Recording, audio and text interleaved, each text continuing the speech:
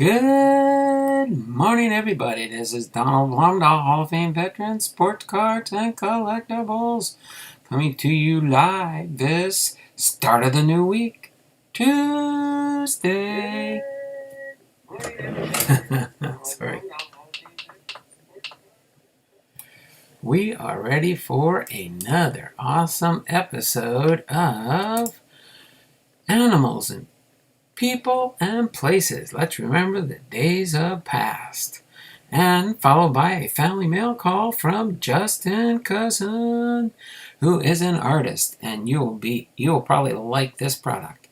I will talk about him more when we get into that in the stream today.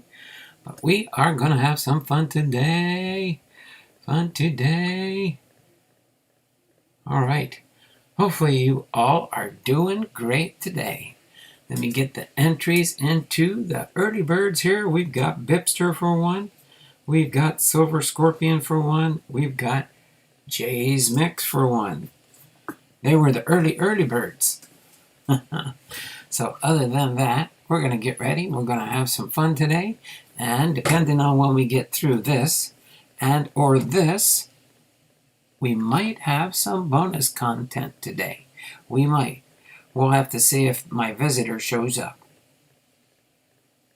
I don't know about that. I might be the visitor, but I might have to go into wardrobe and change my outfit. But let me see if I can do this without disturbing the whole stack here. And put this up here for our content for today. We will put the completed cards down the bottom here. And we will be good. Nobody's chatting. Everybody must be quiet today. The Bipster says, boom, boom, boom. That's the Bipster's second entry for the day.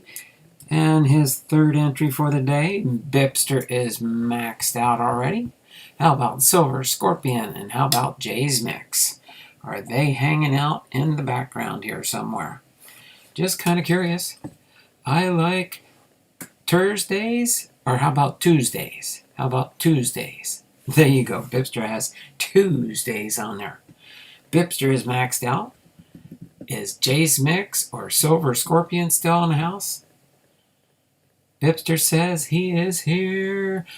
So again, we have episode number 3, currently the final episode. We might do something else in this series, but if so, we will just add an episode number 4 if we ever get to that, and we'll just keep this playlist going, as many episodes as we end up with. So other than that, let me straighten up Miss Claudette Colbert here. All right, I'm going to let it go for 2 more minutes. See who else might pop in here. We'll go to 10:05, and then I will tell you a little bit about our family mail call package from Justin Cousson, or Cousson. I'm probably saying his name wrong, but he does have a YouTube channel. I will put a link to his YouTube channel. I just found it this morning when I was getting things ready this morning and do my morning posts and shares on my Facebook pages and things like that. The Bipster can keep him down, but never stop his light. Robert is in the house. How you doing there, Robert? Some little bird told me you wanted to make a deal.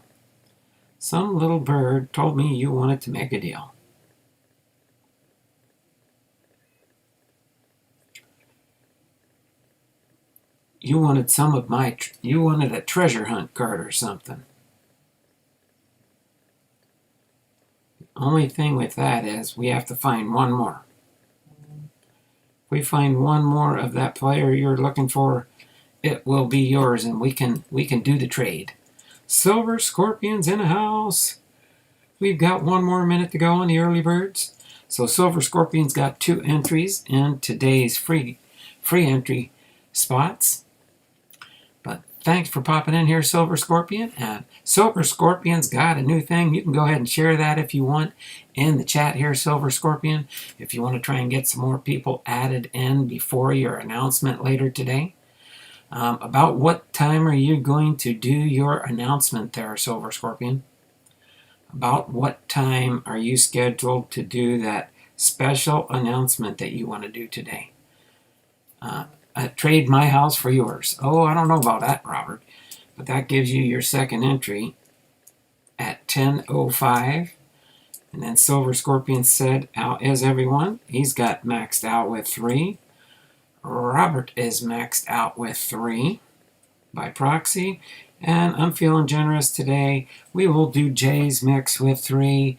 And that will be all the entries for the free part today. Hello, Robert. Getting ready for a dentist appointment. Can't hang out long. Live at 8:30 p.m. Eastern Time. So that'll be 5:30 p.m. my time. All right. Thank you there, Silver Scorpion. I will try and pop into that live as best I can. Usually about that time. It's supper time for me and the wife. But I will make every effort, and if not, I will watch the replay. But yeah, give a shout out to Silver Scorpion. If somebody gets a chance, if you could put his link to his channel in there, that would be awesome.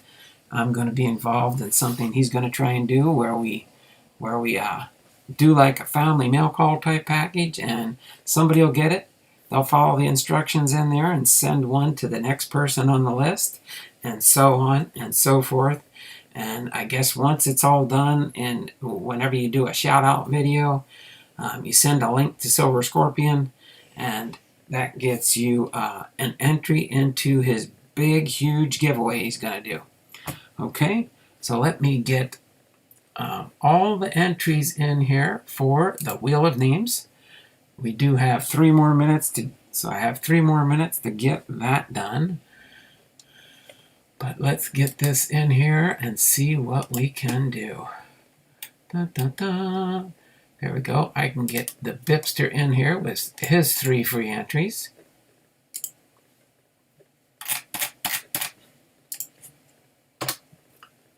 Okay.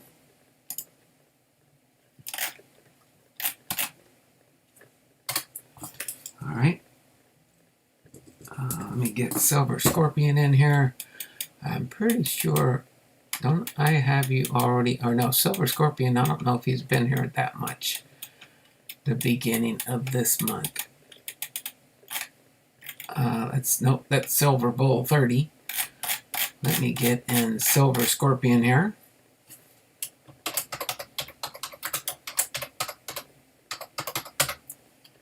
Silver Scorpion, let me get you in here with your 3 entries for today.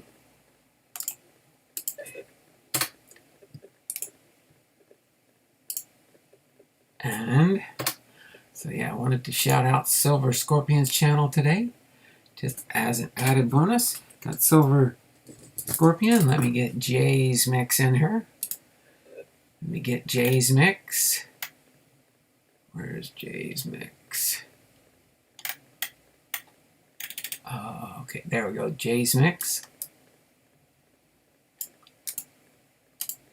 All right, go back here and put 3 Jay's mix in here. And then I will get Robert home. I know Robert's in here. Okay. Where is Robert? Where, oh, where has our Robert gone? Where, oh, where has he gone? Oh, my word. Is this the first time this month there, Robert? I guess so. I guess he's making his monthly appearance to get into the giveaway.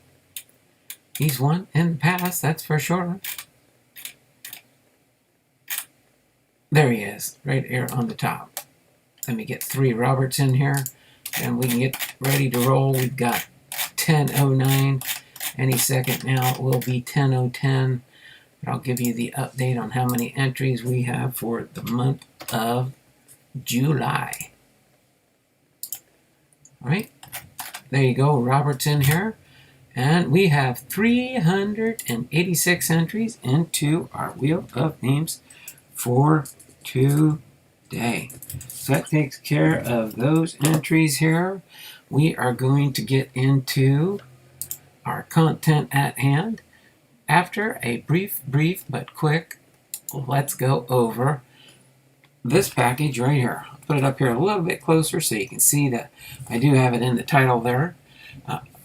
Family mail call from Justin Cousson. I'm going to say Cousson. It sounds French to me. I do have a piece of art from a French artist.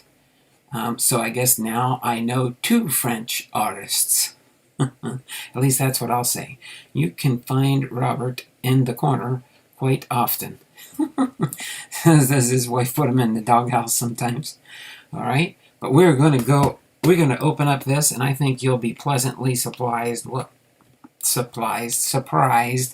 we find in this package from Justin Cousson. I'll leave it at this for now. He is an artist, and if you want, you can read the description in this video and you will find out a little bit more. But other than that, we are going to get into our content at hand with our first card up to date. What do you mean up to date, Blomdahl?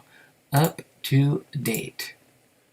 That is a link to one of my videos. Oh, there you go. Thank you there, Silver Scorpion. No problem. And yeah, if you got to take off whenever you do, I'm pretty sure you're probably at work, just on a break maybe. But we will see you later today. Different corner, but I love the corner also. Bipster. So Claudette Colbert is our first people in place today. She is an actor, a Broadway actress of the 1920s. Colbert became one of the leading ladies of the talkies era, starring in more than 60 films during her two-decade career. She won an Academy Award for Best Actress in 1934 for her role as Ellie Andrews opposite Clark Gable in the zany romantic comedy It Happened One Night. Okay. Next up in our lineup here, we've got Les Miles, or Le Miles. Allen and Ginter 2008 tops. Les Miles has won at least 11 games and finished in the top 5 of the AP poll in each of his 3 seasons as LSU's head football coach. In 2007, he broke new ground. Miles directed the Tigers to a 12-2 record, including a 38-24 victory against Ohio State in the BCS National Championship game. It was LSU's second national title in 4 years, but the first for the innovative coach from Elyria, Ohio. I'm off today, but I'm still getting stuff ready for tonight. Oh, okay. Had no idea that about work I was getting myself into. Oh, yeah.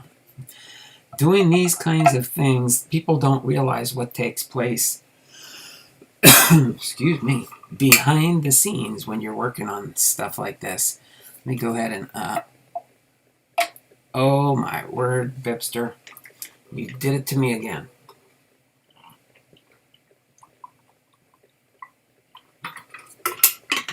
You did it to me again. You know what? I'm glad it's so pale in comparison to what we have to work with here. I want to try something real quick. I don't know if I can get these bigger or not, but we'll give it a whirl. Okay. I'm going to give it a whirl. It might, if it's too blurry, no, I think that'll work. It'll get the cards up a little bit higher, but you can see who our next card is. Bruce Jenner, or commonly known today as Caitlyn Jenner. That's what he likes to be called now, Caitlyn. Caitlyn Jenner. The world champion decathlete, Bruce Caitlin Jenner, garnered the unofficial title World's Best Athlete when she won the decathlon with a world record 8,634 points at the 1976 Summer Olympic Games in Montreal. She also won that year's Sullivan Award as the top U.S. amateur athlete and was named Associate Press Male-Female Athlete of the Year. Since then, she has acted and been a spokesman for several causes, including dyslexia and a learning disability. How comical is that in the card? Thank you there, Bipster, for Bruce Caitlin Jenner. Bipster knows what I'm talking about there.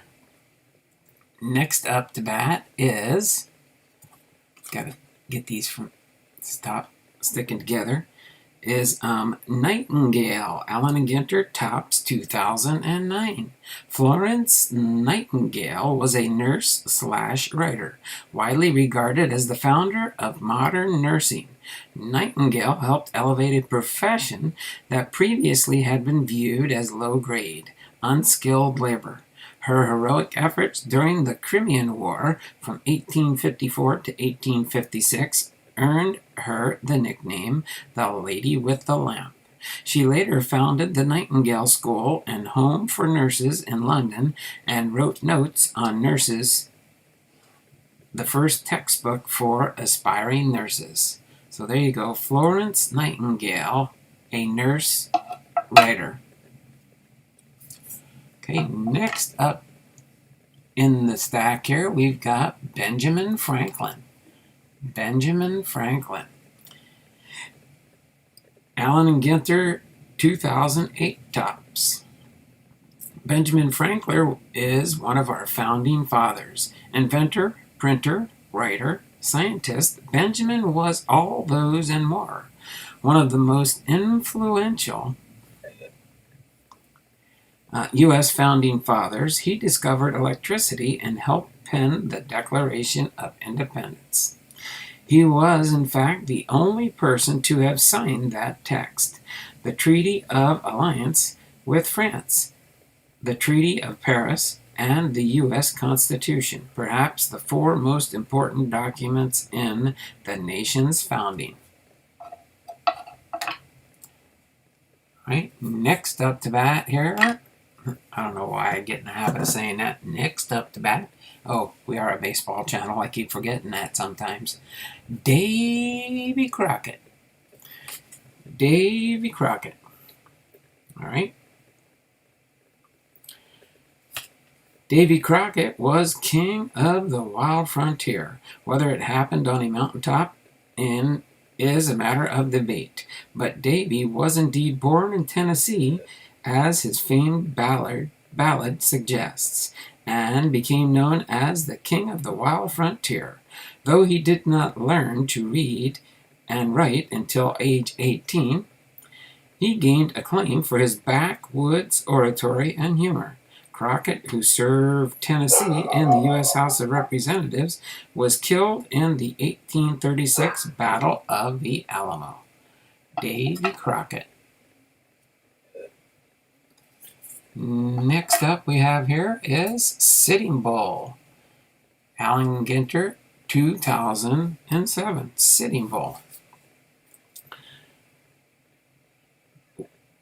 Was a Lakota chief and medicine man. Sitting Bull was a Lakota chief and medicine man whose premonition that his people would defeat white soldiers came true in the Montana Territory in 1876.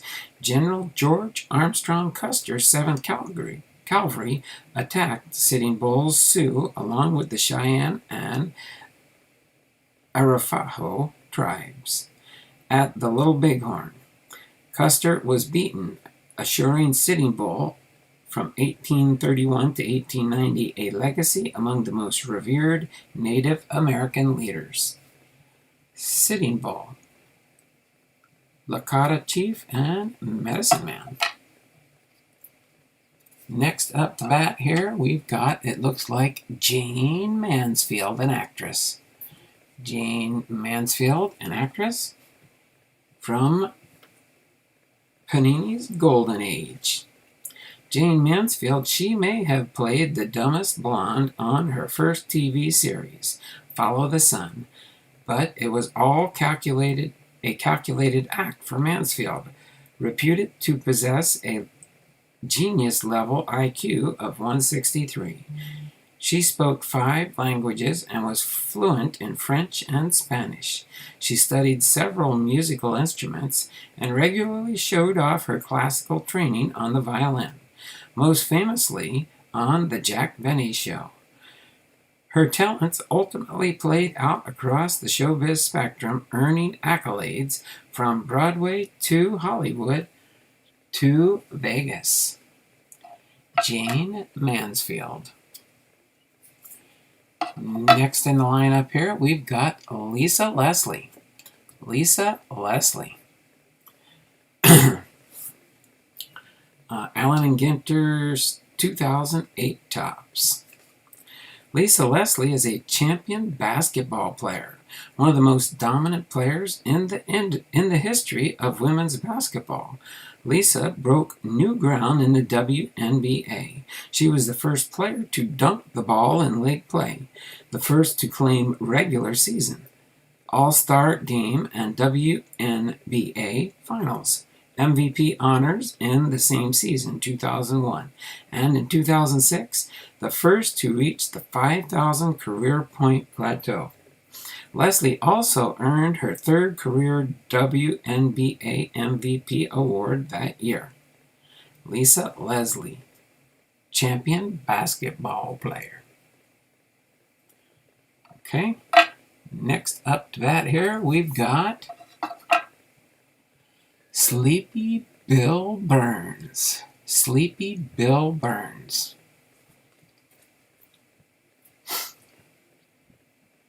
Sleepy Bill Burns was a pitcher for Washington, a big league pitcher for 5 different clubs between 1908 and 1912. Burns unfortunately cemented his legacy in baseball to his involvement in the 1919 World Series scandal. He later admitted under oath to having served as a go-between for the players involved in throwing the games and the gamblers financing the fix. Sleepy Bill Burns. 2014 Panini Golden Age card. All right, next up to bat here, we've got Ben Hogan. We've got Ben Hogan. It looks like it is a golfer from the Panini Golden Age. Ben Hogan, a 4-time PGA Player of the Year. The Hawk was at his best in the majors from 1946 to 1953. Hogan claimed 9 of the 16 majors in which he competed, including 3 in 1953 alone.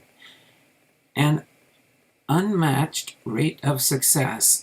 Amazingly, 6 of those came after a near-fatal car accident in 1949. That kept him off the links for nearly a year. He won a record-tying 4 U.S. Opens along with 2 Masters, 2 PGA Championships, and 1 British Open, making Hogan one of just 5 men to win all 4 tournaments. Ben Hogan, a golfer. Interesting there, Bipster. Has a similar story to like a current golfer. Next up to bat here, we've got Eddie Cicotte, pitcher.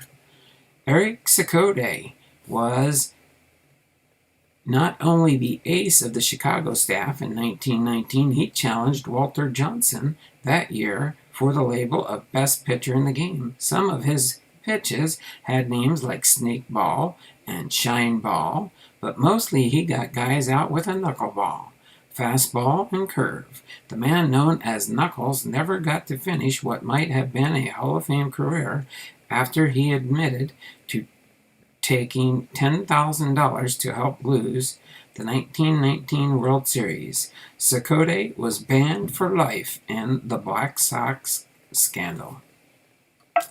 Another one bites the dust in the Black Sox scandal. Next up to bat, we've got a horse assault horse racing, Panini Golden Age. Assault is a horse in horse racing. As a young colt, Assault stepped on a stake and injured his foot, leading to the deformation in his foot and a limp to compensate. He earned the fitting nickname Club-Footed Comet on the track, where the misfortune showed no signs of slowing him as he raced to be the 1946 Triple Crown under jockey Eddie Acaro. There you go, the racehorse speedster Assault. Next up to bat here, we've got a jockey. Wonder if my brother-in-law knows this guy. Jorge Velasquez, horse racing, Panini Golden Age. Jorge Velasquez, born in Panama, Velasquez had already begun his jockeying career before relocating to the U.S. as a teenager. The National Museum of Racing Hall of Fame inductee, won almost 6,800 races during his career, including victories at the Kentucky Derby and the Preakness Stakes on Pleasant Colony in 1981. So there you go, Jorge Velasquez. Next up to bat here, we've got Max Bauer Jr., actor. It looks like he's from the Beverly Hillbillies. Isn't that Jed Clampett? Panini Golden Age, 2013. The Bear name was held in highest regard in America and around the world as the family provided millions of people with entertainment. Bear Jr.'s father, Max, made it big in the 1930s as a heavyweight boxing champion. The younger Bear found his calling in Hollywood, an actor, screenwriter, producer, and director. He's most famous for his role as Jethro Bodine on TV's The Beverly Hills. 2013 Panini Golden Age card, Max Bear. Next up to bat, we've got Aladdin? Looks like another horse in horse racing. Alidar. Sorry, I read that wrong from the angle I was looking at it. The angle. Horse racing. In 1978, Alidar waged one of the greatest rivalries in the history of horse racing or any sport when he fought affirmed to the end of all three Triple Crown races, coming up narrowly short in each bid.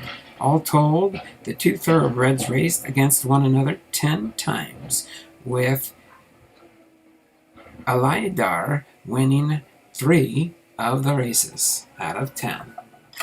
Interesting story on that horse. Oh my word, we got Alan Hale, actor.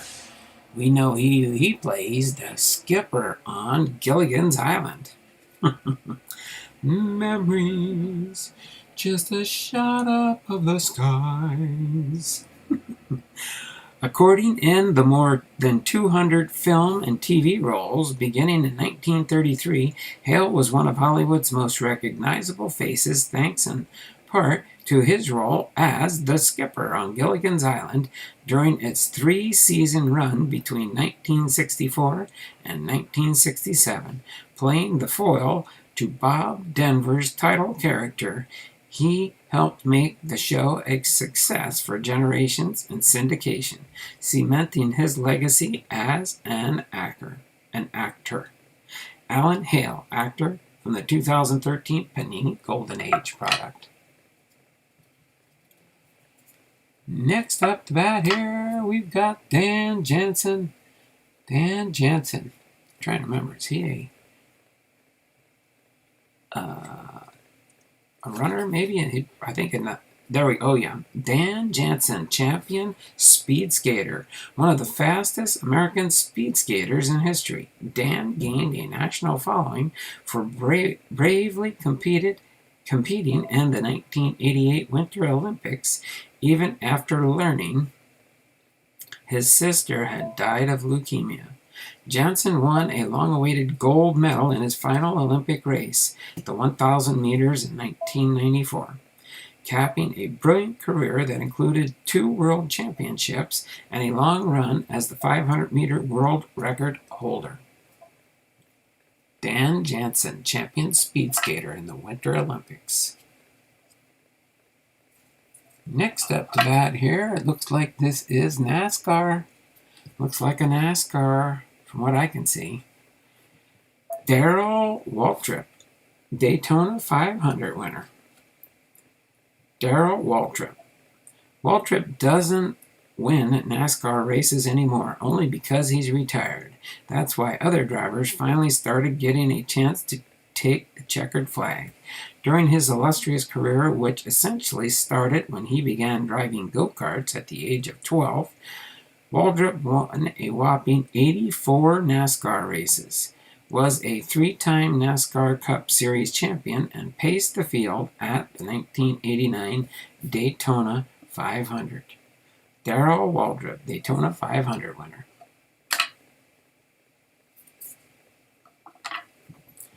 Next up that we've got Matthew Stymie, Beard actor. We know where Stymie played. He was in The Little Rascals. The Little Rascals. Matthew Stymie, Beard actor.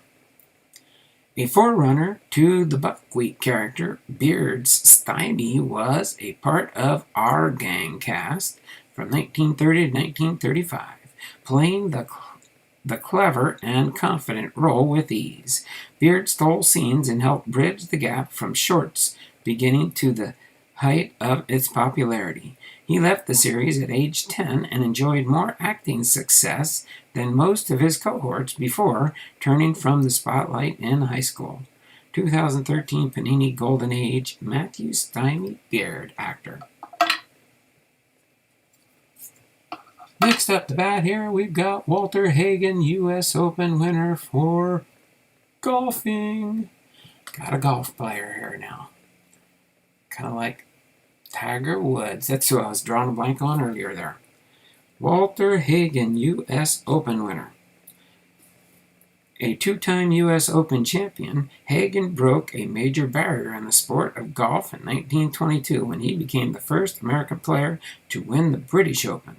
The triumph at Royal St. George's was the second major title of an incredible run in the 1920s, when he captured 9 of his 11 overall majors. He went on to win 3 more British Opens in 1924, 1928, and back at Royal St. George's and 1929. Walter Hagen, U.S. Open winner.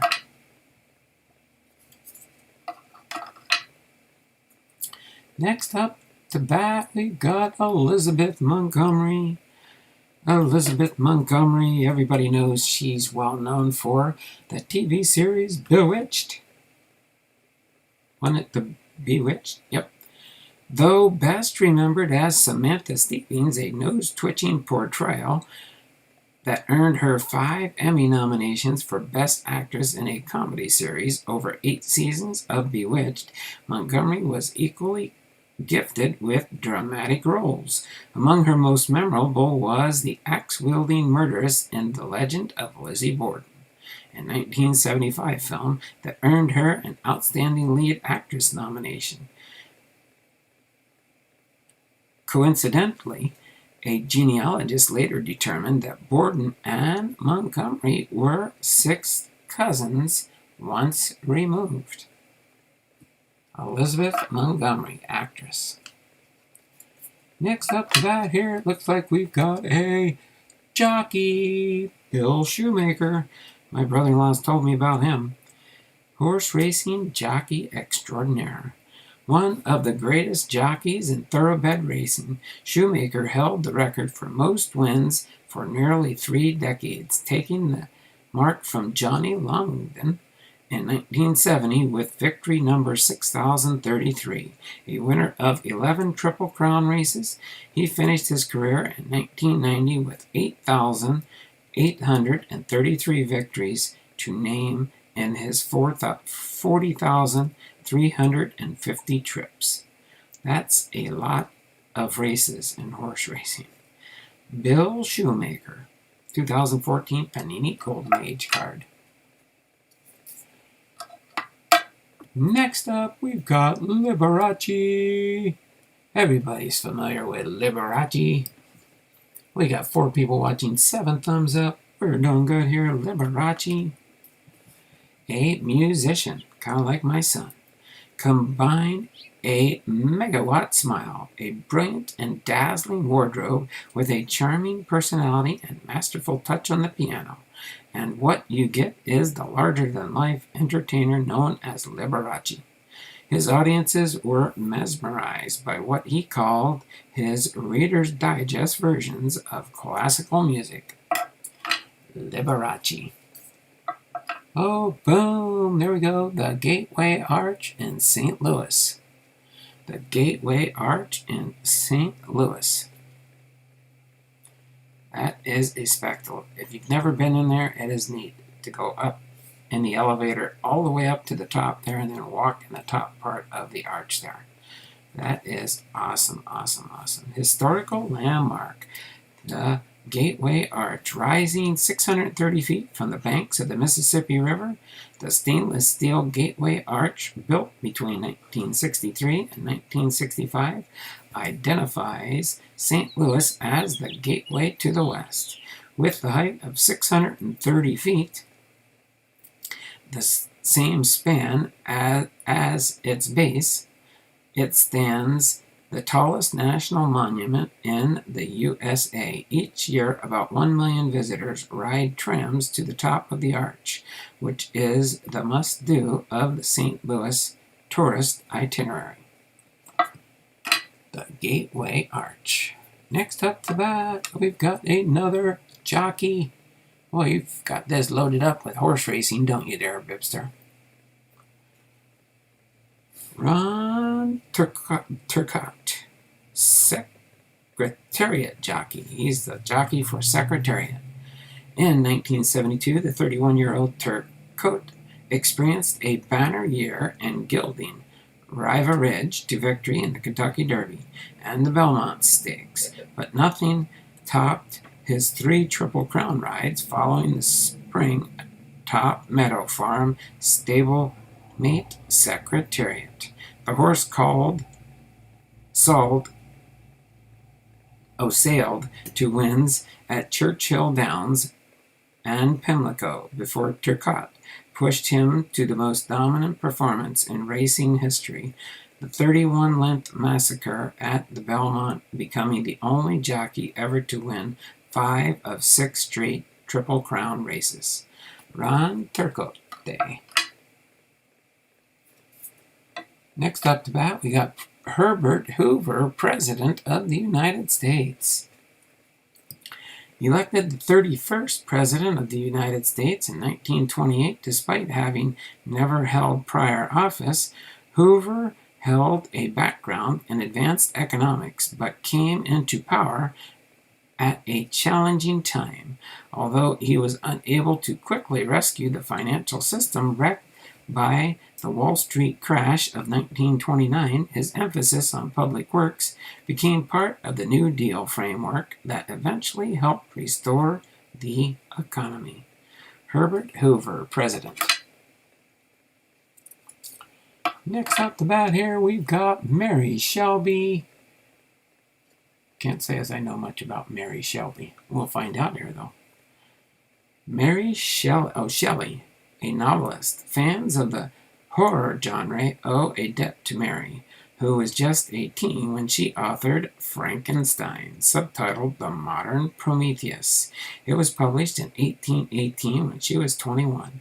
The daughter of English political philosopher William Goodwin and Arthur feminist Mary Wollstonecraft, She married poet-philosopher Percy Shelley.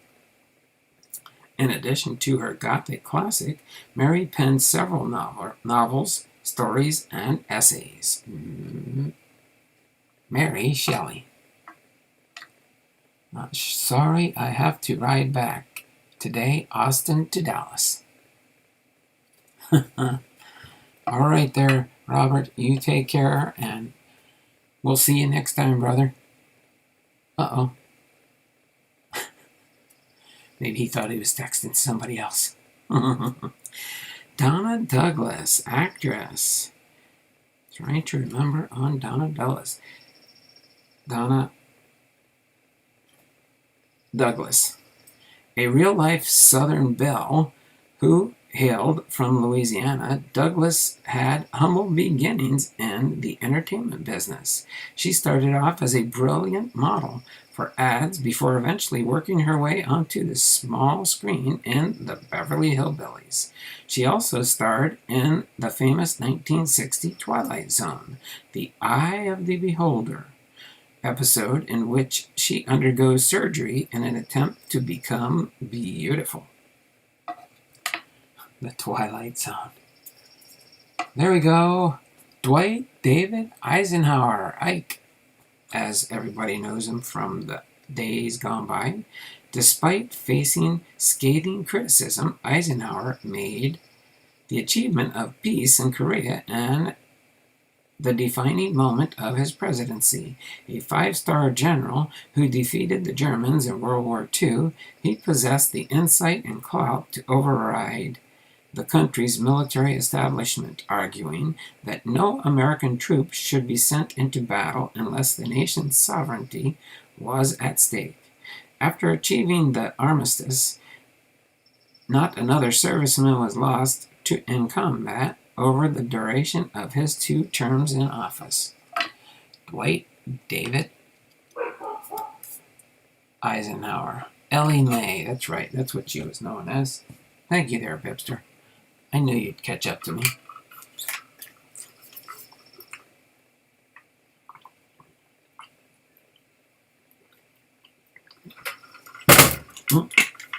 Sorry, I hit my keyboard. Should kind of move that out of the way anyway. The Empire State Building. I have been up there a few times. Couple times as a kid and a couple times as an adult later in life. If you've never been to the Empire State Building, it's a sight to behold when you get up to the top there and you can look at the observation up there. It looks so teeny tiny. It's right below. You see that you see the big antenna going up there, and right below that is the observation deck. And it is quite astounding up there, that's for sure. All right, and again, a historical landmark. The New York's Empire State Building, one of the world's most recognizable skyscrapers, was built in just 18 months during the Great Depression of the 1930s. Towering 1,472 feet from base to the tip of the lightning rod, it was the world's tallest building until 1972. More than 3 million people each year visit the 86th floor observatory of the building that was declared a National Historic Landmark. So it was for 42 years. It was the tallest building until 1972. Next up, we've got another jockey. Surprised my brother-in-law didn't show up yet. I don't know. We still got the rest of the stack to go. I don't think he ever did anything notable. Case, if you do want to know, my brother-in-law that used to be a jockey for many years, his name was John Block. But I tell you one thing, if I found one of his cards in here, I would definitely try and get multiple copies and have him autograph them for me, because I'm sure he would do it in a heartbeat. But I don't think he did anything noteworthy that I'm aware of, outside of enjoying the time when he was a jockey going up and down the East Coast. Sometimes horse racing can be seasonal. He went down to Florida a lot when it was winter time in New Jersey. So John Kruger, Seattle Slough jockey. The French-born Kruget began his career as a jockey at the age of 16, though he left home to serve in the Algerian War before returning to the sport and relocating to America in 1965. He raced both in America and Europe over the next decade, but returned to the States to ride Seattle Slough beginning in 1976 and again in 1977 for the 3 trips that would define his racing career. That spring, Kruget pushed the horse to the 10th Triple Crown in American Thoroughbred history. Jean Kruget. Okay, next up that here, we've got Gene Tunney, a boxing champ. Gene Tunney. After serving in the Marine Corps and working as a lumberjack, Tunney began a professional boxing career that would go down as one of the greatest in the sport's history, thanks to his fine footwork, accurate combinations, and dynamite jab. He lost only one fight as a pro. He captured the title of World Heavyweight Champion in 1926 by defeating Jack Dempsey, whom he also beat in a rematch in 1927. Gene Tunney, boxing champ. So we're probably just over halfway through the stack here. Sam Snead, another golfer. Sam Snead. Exceedingly long off the tee, an artist with his irons. Okay. Snead was inventive with his short game, trying croquet style putting before it was outlawed, then adopting a side saddle approach. His most lasting impact on golfers around the world may be using his sand wedge when chipping, which allows for greater accuracy and touch. With its soft landing, one of the game's all-time greats, he holds the PGA record for victories with 82, including 7 majors, and was a 4-time Varden Trophy winner. Sam Snead. Next up, we've got Martha Kristen. Martha Kristen, an actress, born in Norway and adopted by a Michigan family who moved to Los Angeles when she was a teenager. Kristen had several TV and film credits to her name before taking on the role for which she is best known, that of Judy Robinson, the elder daughter on the CBS hit sitcom Lost in Space, which ran from 1965 to 1968. I also like the new series they made on Lost in Space. Danger, Will Robinson. Danger, Will Robinson. For the alien force that he became friends with. Martha Kristen. Oh, what am I doing? Did I read that? Yeah, I did read that. Don't mind me. Next, the Grand Canyon. Me and the wife haven't been there, but we do want to go there soon. The Grand Canyon. Missed the early bird today. I blame it on the blood takers, but I couldn't live without them. Hope all are well today. We are doing good there, Big Ray. Thanks for popping in here. Appreciate that. Historical landmark. Grand Canyon. The Grand Canyon, carved out majestically by the Colorado River over millions of years, continues to leave visitors wide-eyed by its beauty, stretching 277 miles in length. The Arizona Gorge is more than a mile deep and varies in width from 4 to 18 miles. The canyon is a haven for hikers and tourists who can witness its splendor on foot, by car, or, for the adventurous, a mule ride descent. I don't know if I would do a mule ride descent. that would be very scary, because mules can be temperamental. Mules can be very temperamental. Carl Alfalfa Switzer. We know who Alfalfa is.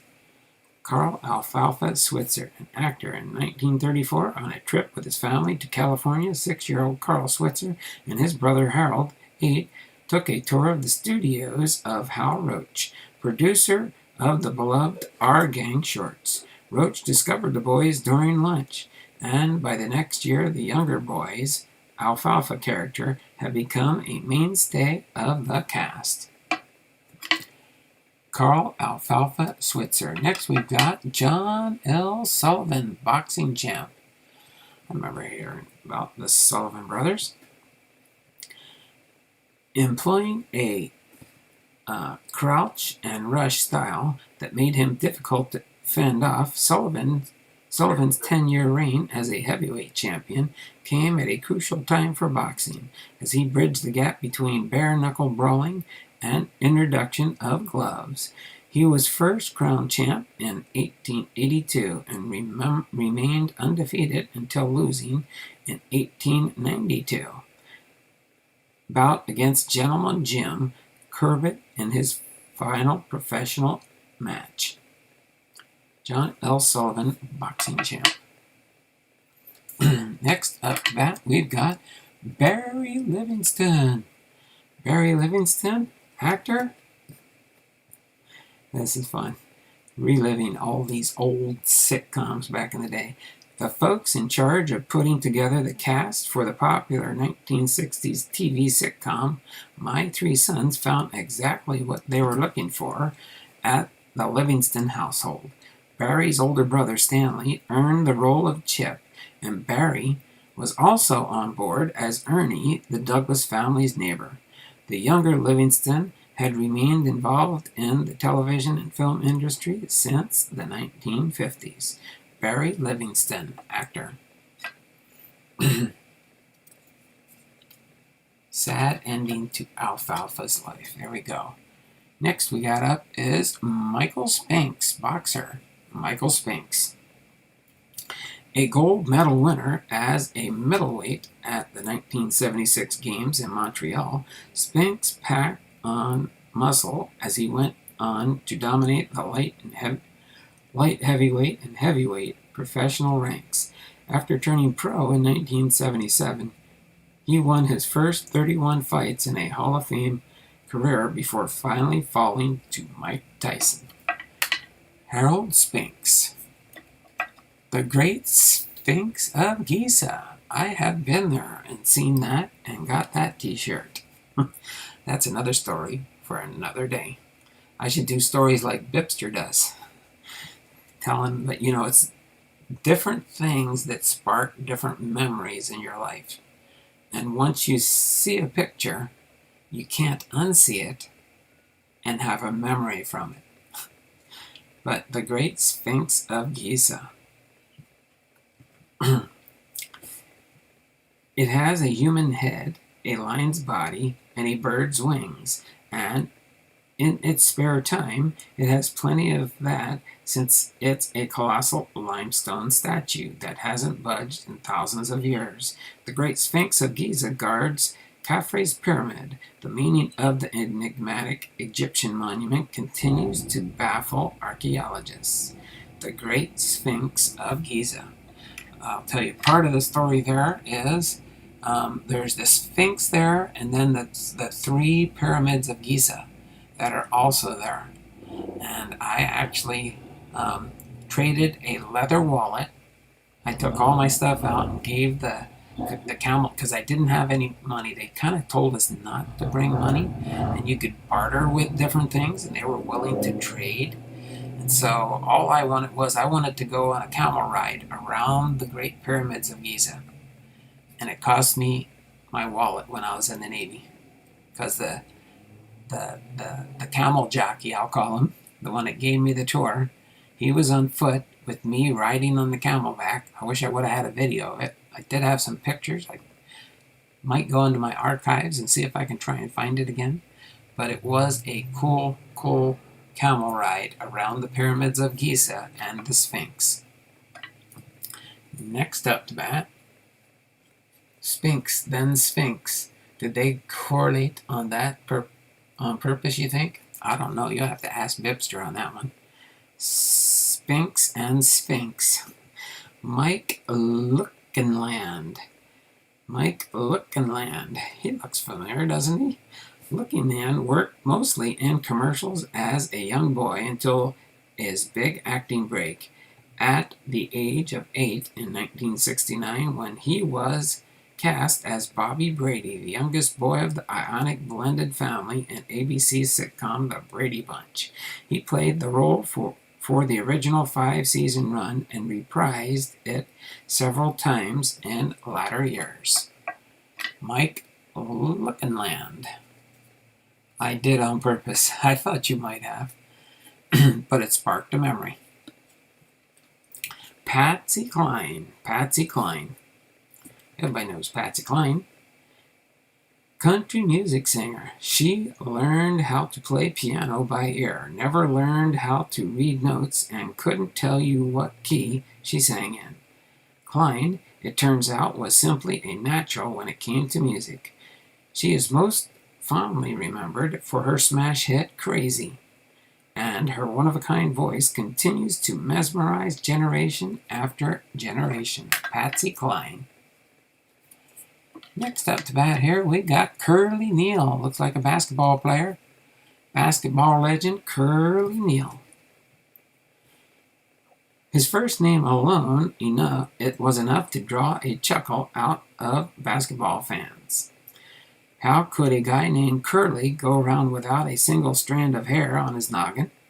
That was Neal, always looking to entertain. He will always be one of the faces of the basketball wizard, better known as the Harlem Globetrotters, having appeared in more than 6,000 games in 97 countries, and the team retired his number 22.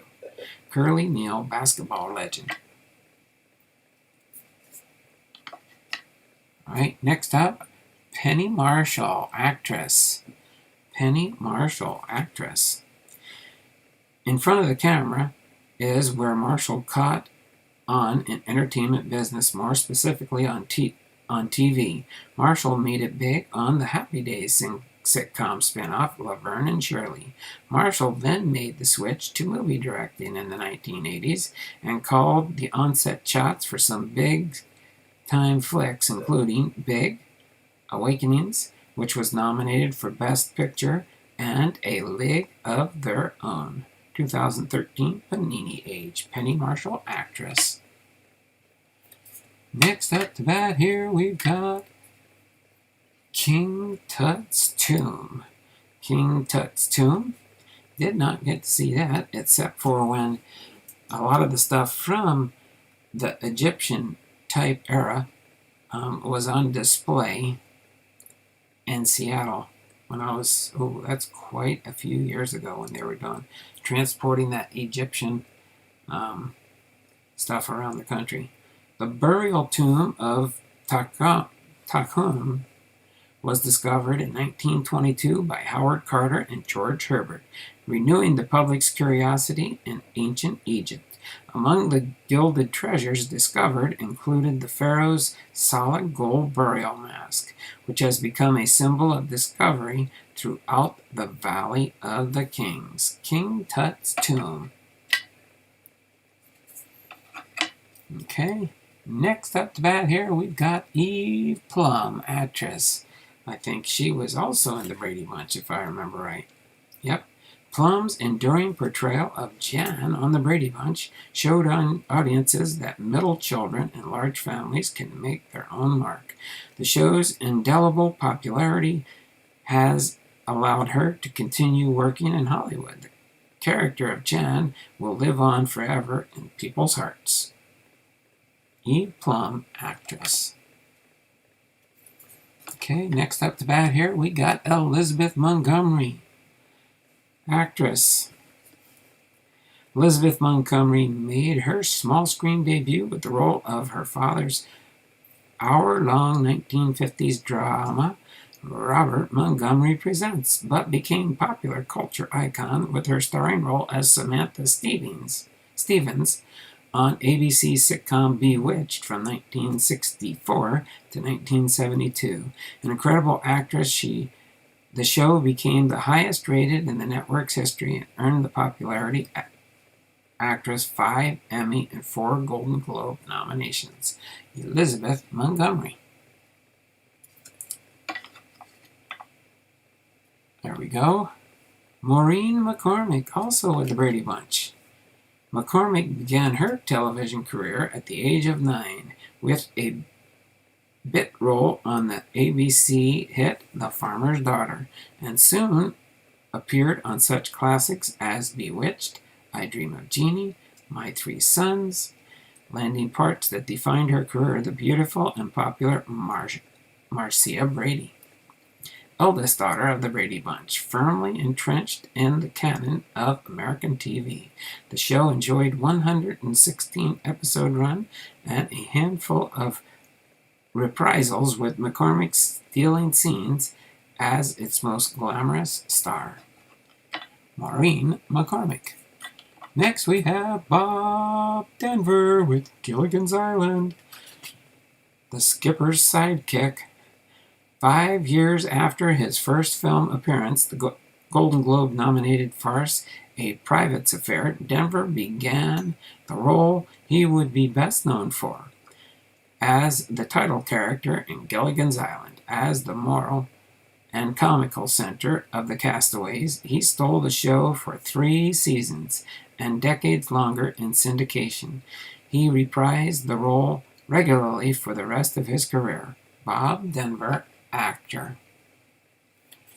Next we have the Lusitania. Everybody knows the story of the Lusitania. Another one of those unsinkable ships. When the 9-year-old Lusitania left New York for Liverpool on May 1st, 1915, she did so under threat of attack, as Germany had already declared the water off the United Kingdom a war zone. The ship was torpedoed by a U-boat off the coast of Ireland on May 7th, sinking in 18 minutes as 1,198 people died. The sinking of the Lusitania. Next up to bat here, we've got Ken Osmond of the Osmond Brothers, actor. Ken Osmond. When Osmond was 4, his mother began taking him to audition and soon enrolled him after school acting classes. 10 years later, he received his big break, landing the role of troublemaking Eddie Haskell on the classic 1957-63 Leave It to Beaver. The ensuing typecasting would limit his career, however. Ken Osmond. I thought he was the Osmond Brothers. I guess I was mixed up there. Shows you how much I know about Ken Osmond. Tony Dow. Tony Dow?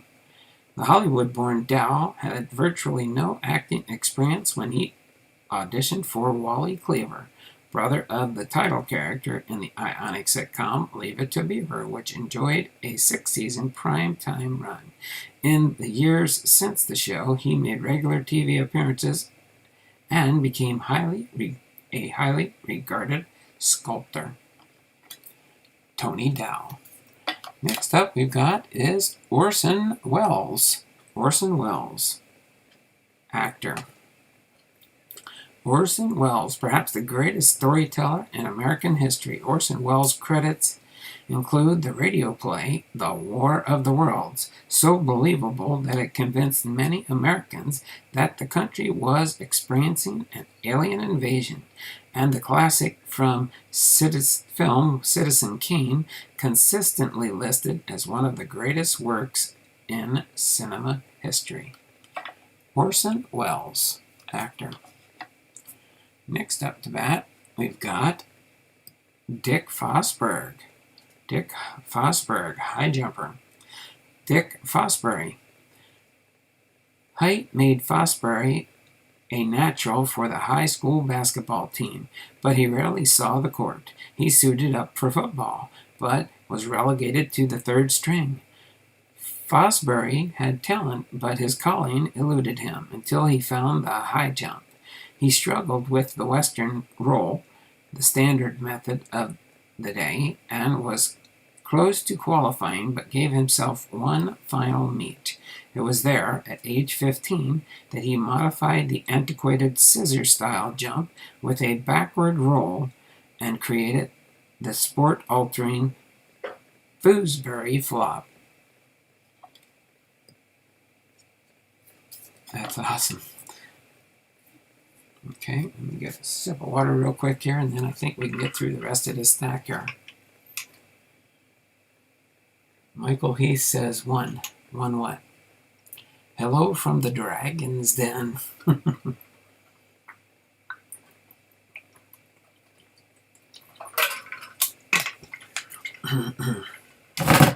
Oops, sorry about that.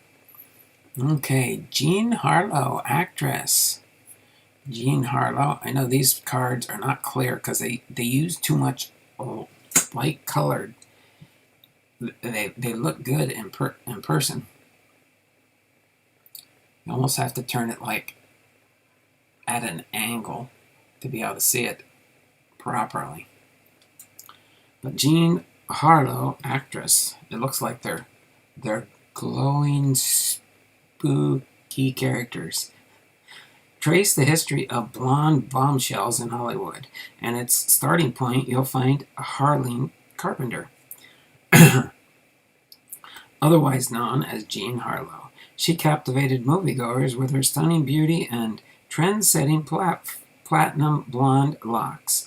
Casted by Howard Hughes in the 1930 movie Hell's Angels, Harlow uttered the famous line, "Would you be shocked if I changed into something more comfortable?" Jean Harlow, actress. Stanley Livingston, actress. Trying to recognize the face there. Livingston first stood or splashed in the entertainment spotlight as the 4-year-old when he was part of the underwater swim group Water Babies and performed on TV's You Asked for It. By the age of 5, he appeared on The Adventures of Ozzie and Harriet. And in 1960, he landed the role of Chip on My Three Sons.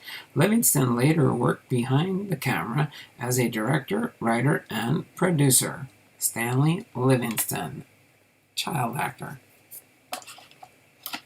Unsinkable Molly Brown, socialite.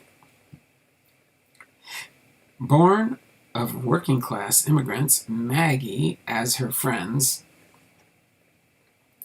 called her, became a socialite, philanthropist, and suffragette after marrying James Joseph Brown, who enjoyed a successful career as an engineer.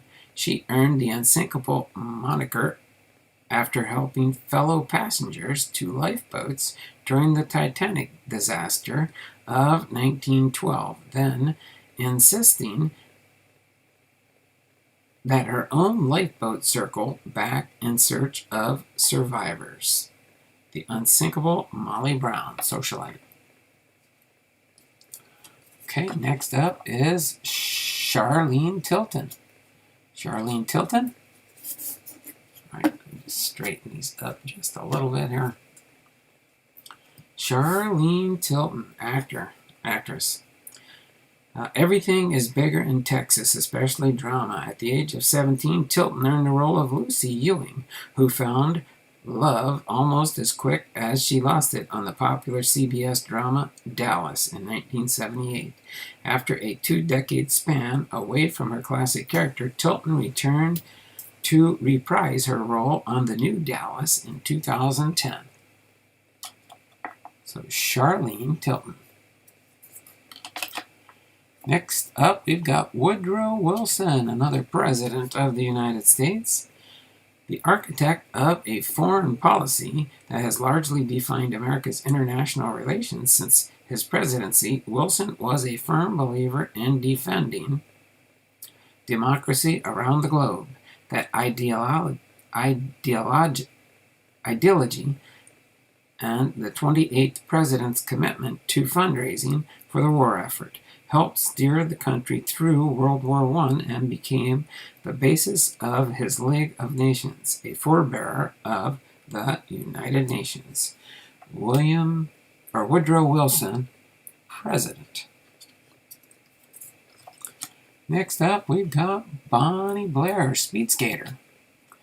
Bonnie Blair, champion speed skater.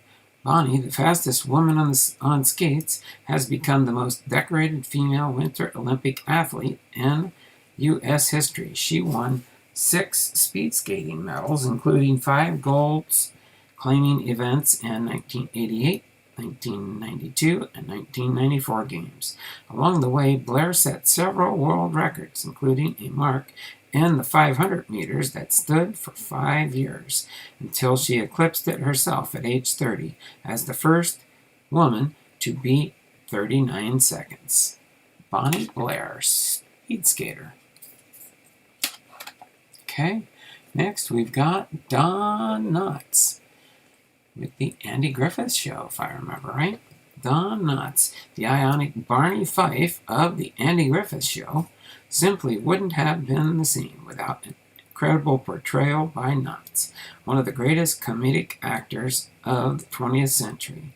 After his turn as Mayberry's deputy sheriff, he also shined as a supporting actor in the 1970s and 80s classic Three's Company. Okay, Don Knotts. Next up, we've got George Spanky McFarland, actor. Spanky, an early 1900s slang term for smart, witty child, was a fitting nickname for McFarland, whose background modeling as a toddler made him incredibly comfortable in front of the camera by the time his Our Gang role began delighting audiences in 1931. A supporting character at first, he was so popular he quickly became the star of the group and remained part of the serial for 11 years. George Spanky McFarland. Next up, we've got Helen Wills, tennis star. One of the first American female athletes to earn world acclaim, Wills was a force on every surface. Armed with greater power than her contemporaries and the accuracy to work them out of position, she won 31 Grand Slam titles in her career, including 19 singles, 7 U.S. championships, 8 Wimbledons, and 4 French championships, plus 2 gold medals at the 1924 Paris Summer Games. Helen Wills, tennis champion. There we go. Earl Campbell. Got one more round after this one, and we'll be finished this series. Earl Campbell, running back for Houston Oilers. In what resulted in a whoops moment for the Buccaneers, they traded away the rights to the first pick in the 1978 NFL Draft to the Oilers. With that move, Tampa Bay missed out on the chance to call on Campbell, a Heisman Trophy winning running back from the University of Texas. Houston snapped him up and had the luxury of showcasing a runner with the perfect blend of speed and power. Earl Campbell, running back. And last but not least, William McKinley. William McKinley, 25th U.S. President. The final commander-in-chief to have served in the Civil War.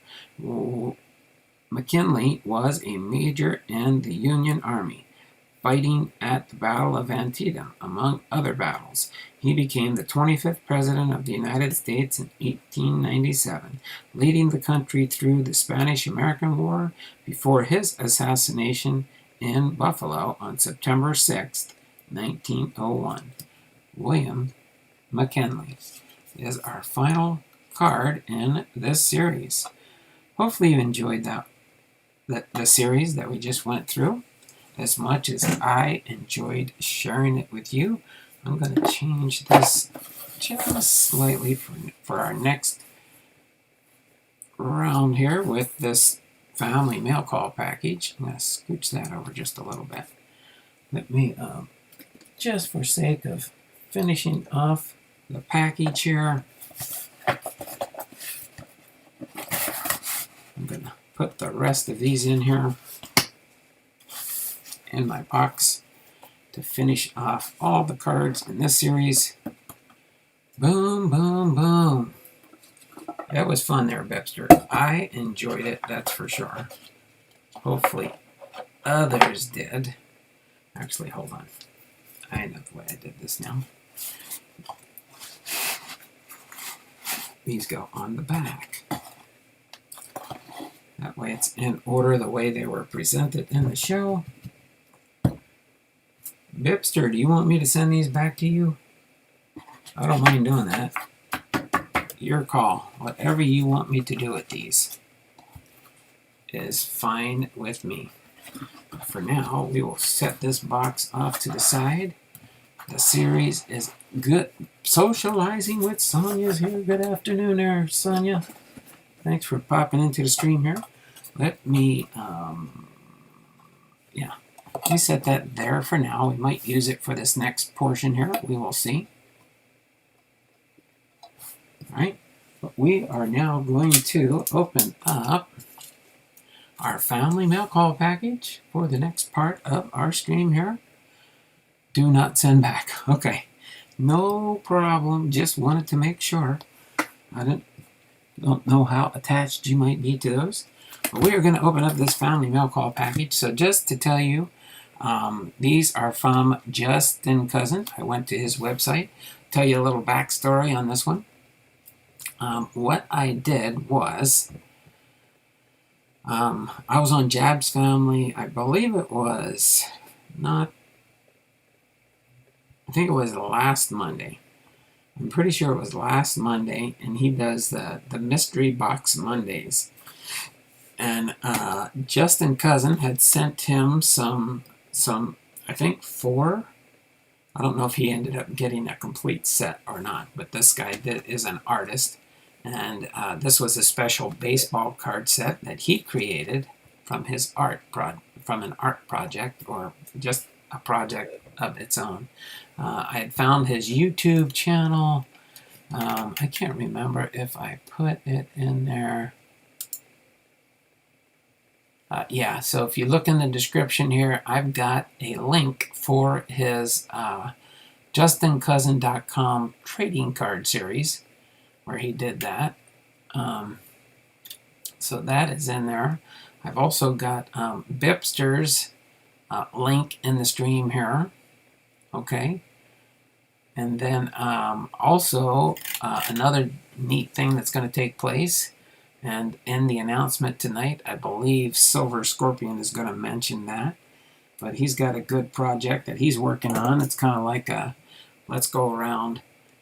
He's going to send somebody a package. I don't know if it's me first or who's in the loop here, but I know it's going to go around to those that get on the list. As long as you get the package, you do a shout out from the channel that sent it to you. You take out what you might like out of the package, and you put something else in the package, and you'll have a list on there of who's next, and then you get to put the next package together and send it to the next person. So this is something Silver Scorpion's working on, and I don't want to steal any of his thunder on that. But he's going to be announcing that at 5:30 on his channel. If you can go to Silver Scorpion. Hold on just a second. I don't think, if somebody could, if you could look up Silver Scorpion's channel, Bipster might have it, because I think he subscribes to some of these coin collecting channels.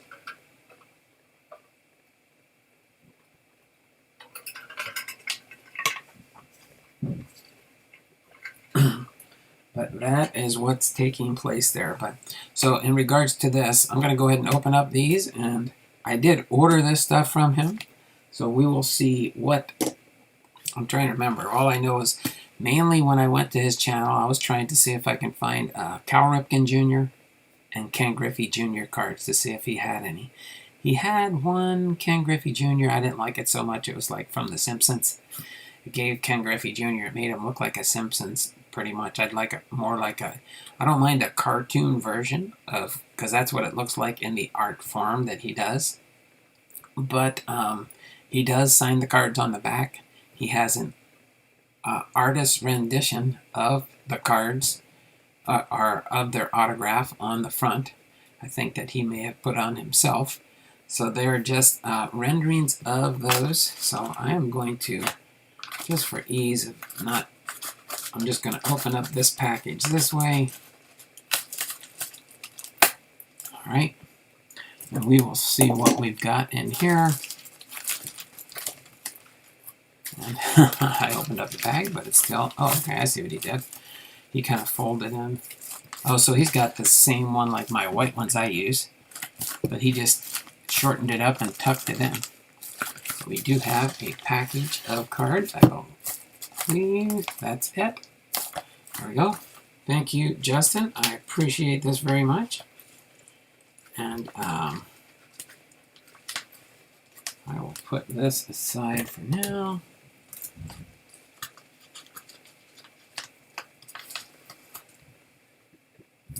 Okay.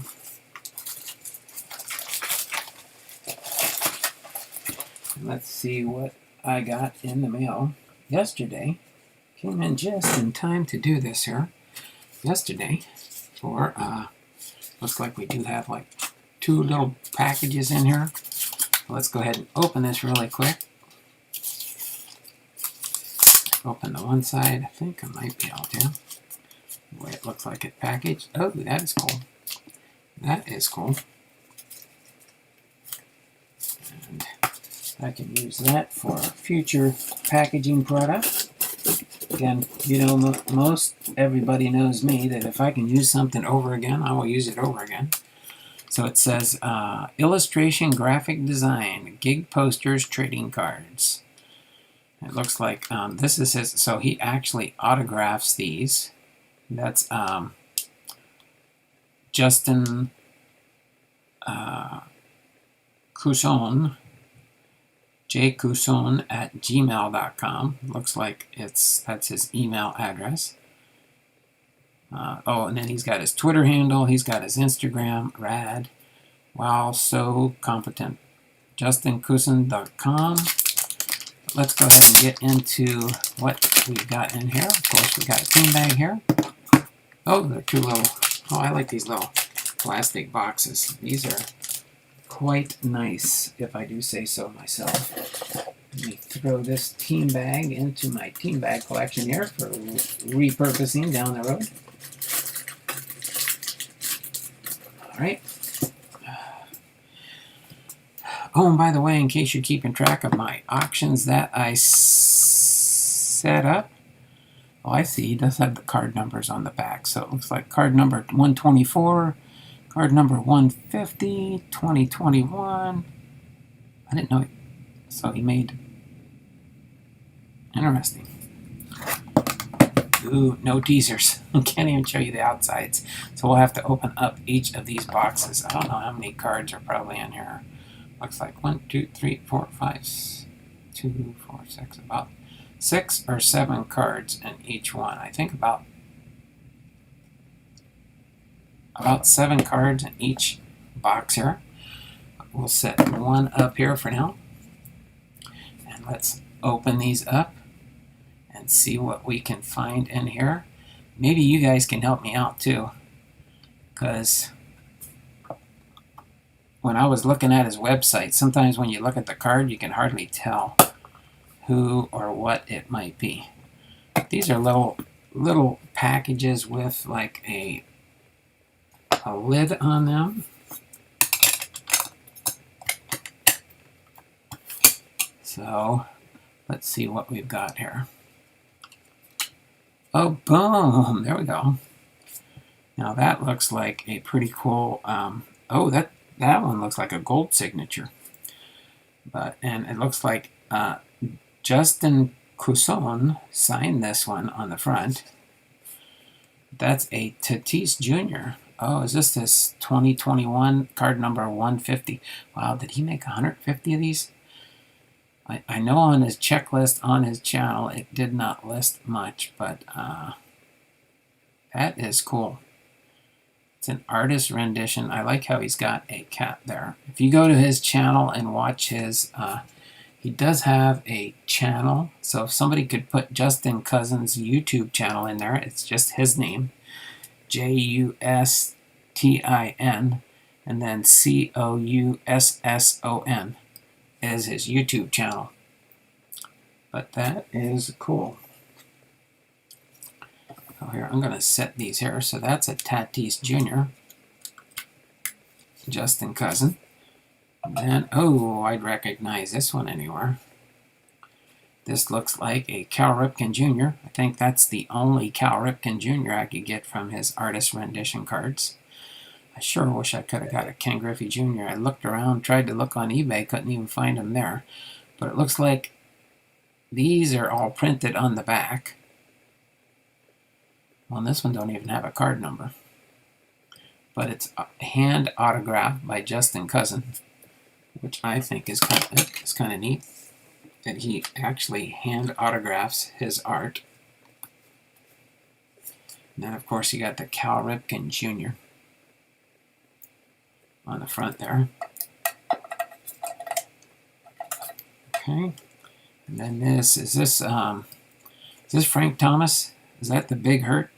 Does that look like Frank Thomas? Is that his number 35? Does anybody know for sure? Is that Frank Thomas's 35?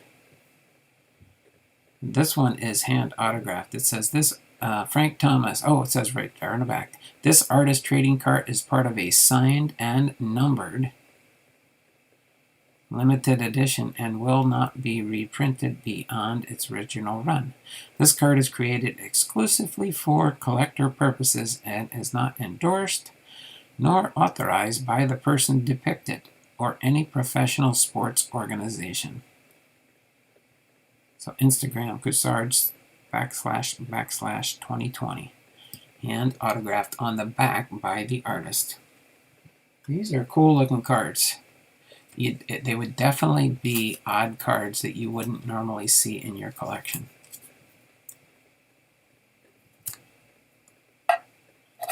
And then this is a kind of a neat sparkly card. I thought that was neat that he did this. Who is this? Number 30 for the California Angels. I was trying to make out who it might be. I'll have to look at his checklist online. Does anybody know by chance who that might be? Number 30 for the California Angels. Got a sparkly look to that card. I wonder how he had that one made. That is cool. All it says, it says, and this one's, he only made 15 of these, I guess. This is number 7 of 15. Card number 104 in his list. So I'll have to look up to see who these are. So we'll know. Got 7 people watching, 11 thumbs up. That's a nice little short print card. Oh, is that Nolan Ryan? Is that Nolan Ryan for the California Angels? That's pretty cool, little Nolan Ryan. And then this next one here, I should have just had some of these sleeves right here.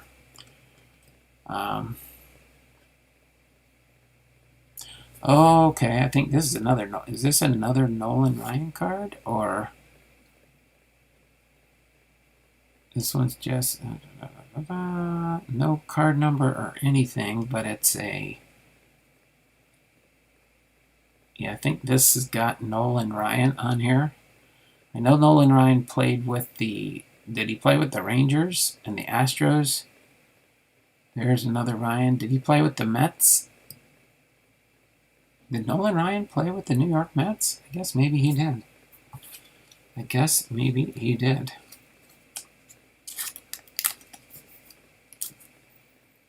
And then last one in this pack is I think this is Ricky Henderson. This is Ricky Henderson. So there we go. I got 2 Nolan Ryans. Then this one's a Ricky Henderson. Doesn't say anything on the back there, but that definitely looks like Ricky Henderson. Number 24 is definitely a Ricky Henderson. I'm almost positive on that one. So there we go. So we've got Ricky Henderson, Nolan Ryan, whoops, Frank Thomas, Cal Ripken Jr., and Tatis. So these are all Hall of Famers except for the Tatis Jr. for the San Diego Padres. 1, 2, 3, 4, 5, 6 cards. Yeah, I think if I remember right, I think I ordered 13 cards. These are nice little cases to use for other stuff down the road. So let's go into box number 2 here.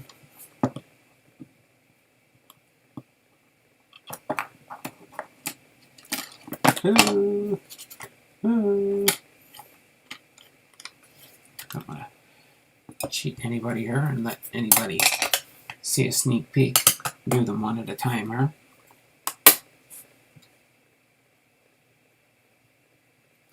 There we go. Okay, I think this one here is a Derek Jeter. Hall of Famer, Derek Jeter here. Derek Jeter. No card number on that one. Oh, his rookie card is Mets. Oh, okay. That is nice to know. All right, so that is the Derek Jeter Hall of Famer. So the only one was the first one, the Tatis. Oh, here we go. Everybody knows this guy. This is Mickey Mantle here. They don't show it, but yeah, there it is on the back of that one. Number 7, Mickey Mantle. The Mick. Mickey Mantle. Awesome, awesome, awesome cards here.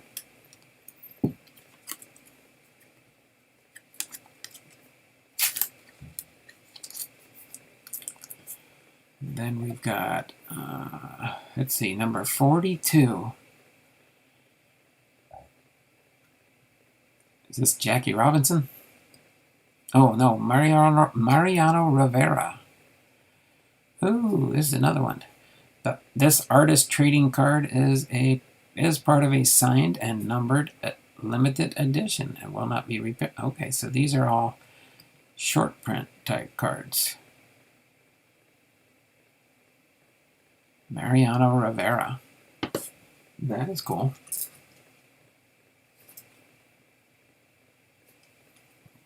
So all Hall of Famers except for Tatis.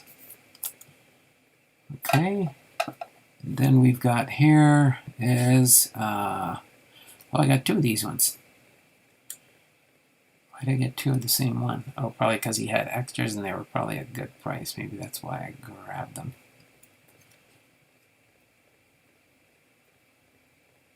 Anybody know who this is by chance? I'm trying to remember. Blue Eyes. It doesn't look like Cal Ripken Jr. And the number is, I think it's number 22. Mantle, my favorite. Jim Palmer. Okay, yeah, there we go. Jim Palmer. So I got 2 Jim Palmers here. 2 Jim Palmers. Must have been a good deal on that one.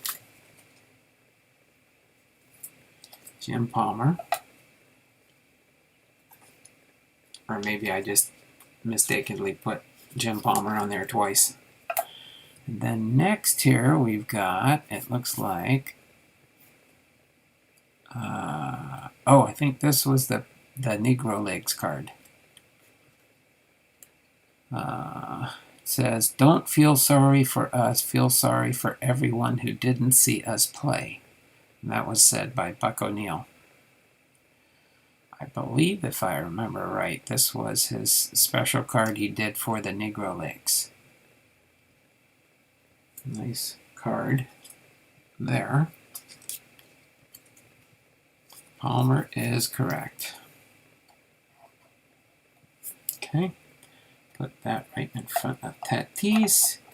And then I think our last one here is another Pedro Martinez. Pedro Martinez. Pedro Martinez.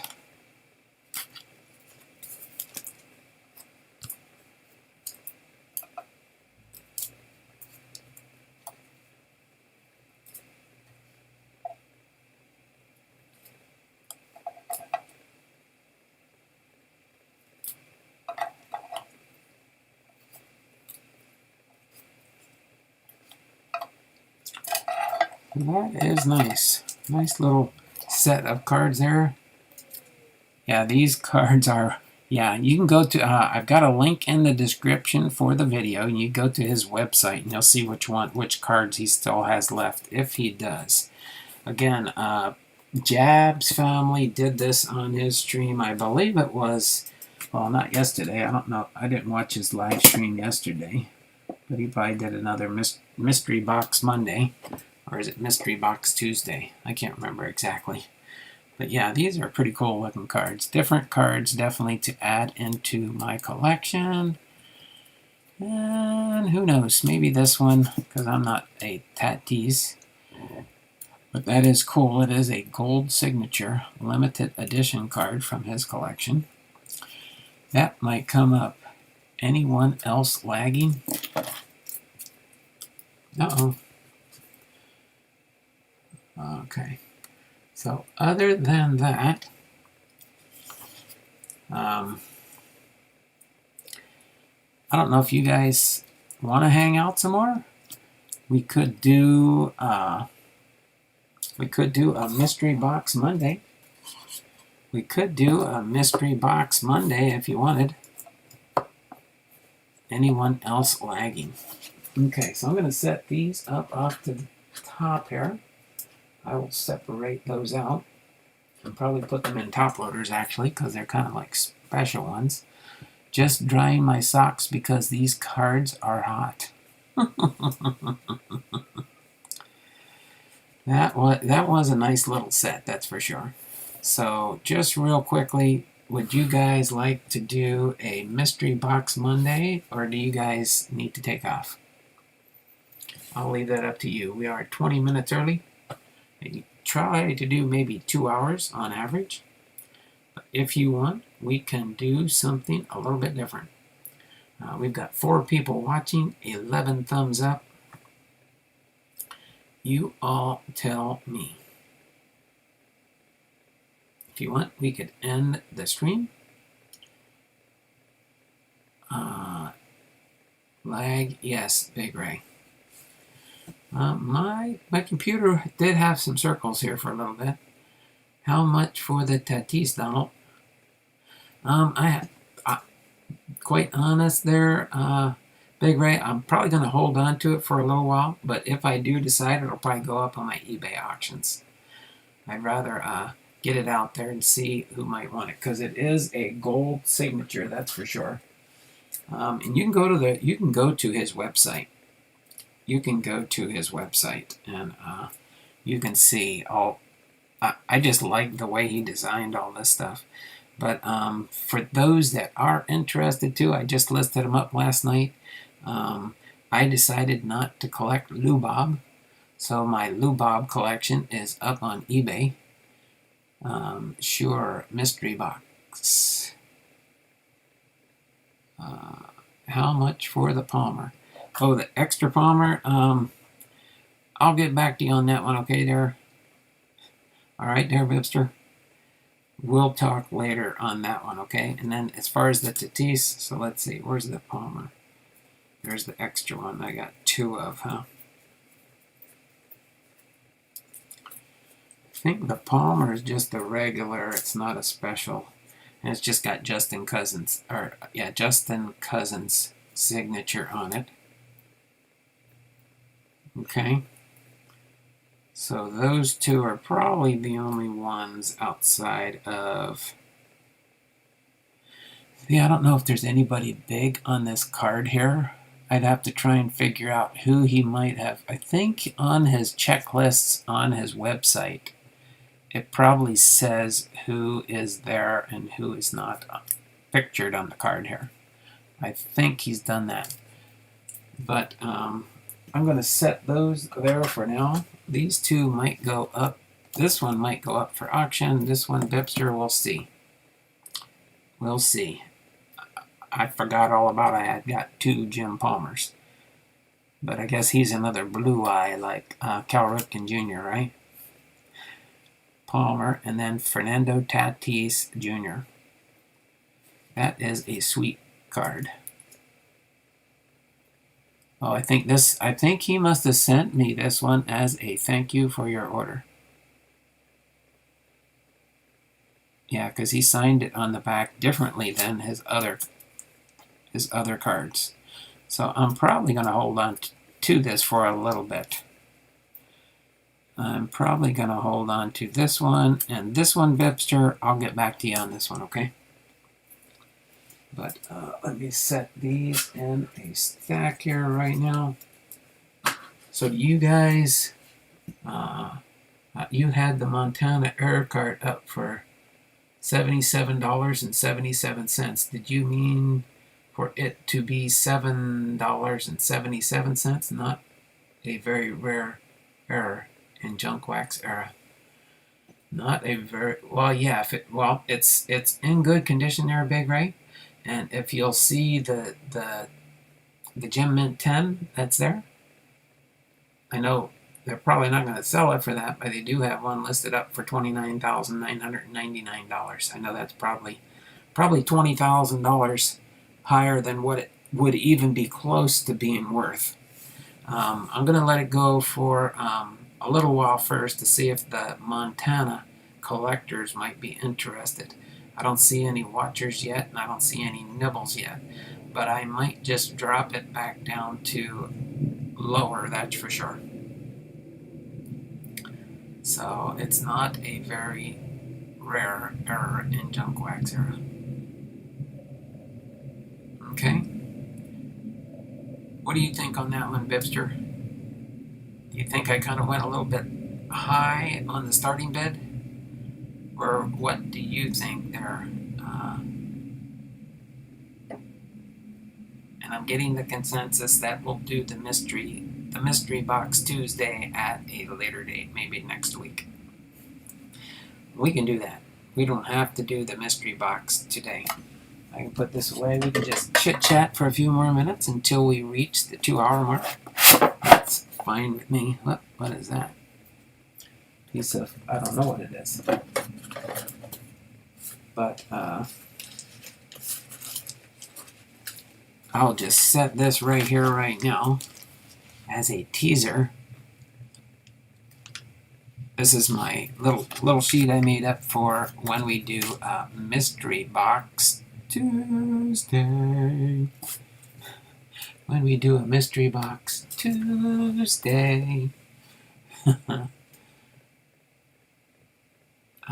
I have 8 of them. I got $6 for one about a month ago.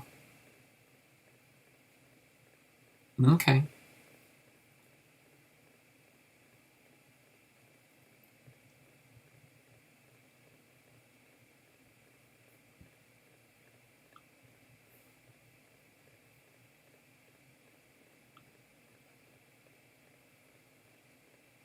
Let me check something really quick here.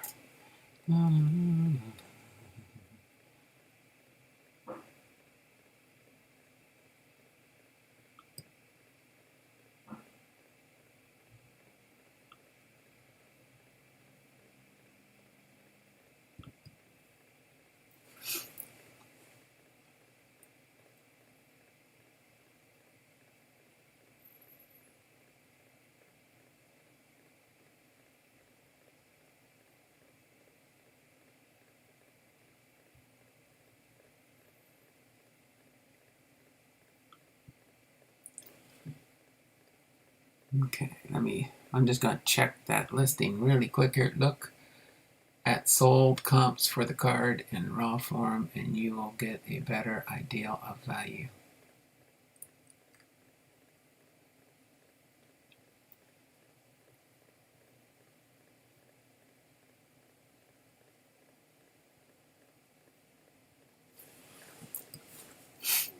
Okay. I went too high. Okay, thanks, Bipster. If I can get my computer to cooperate with me now, that's the only problem. But we'll hang out for a few minutes here.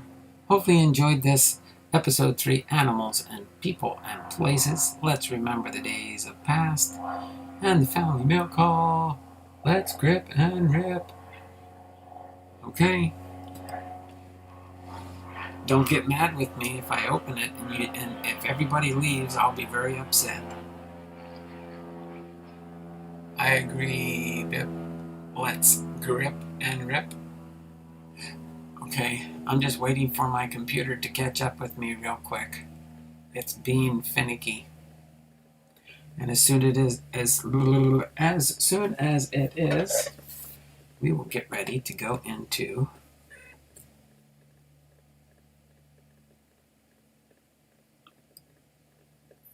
see if I can get this to load now. Okay, it was waiting for me to do something. I don't know why. I had a blank screen. Now it wants me to sign in again.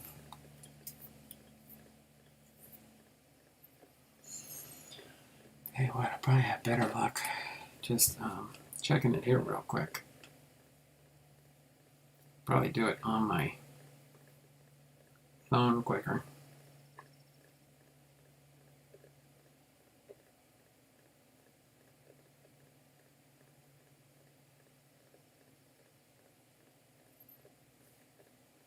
Okay, hold on. I think it finally loaded up for me. Took it long enough.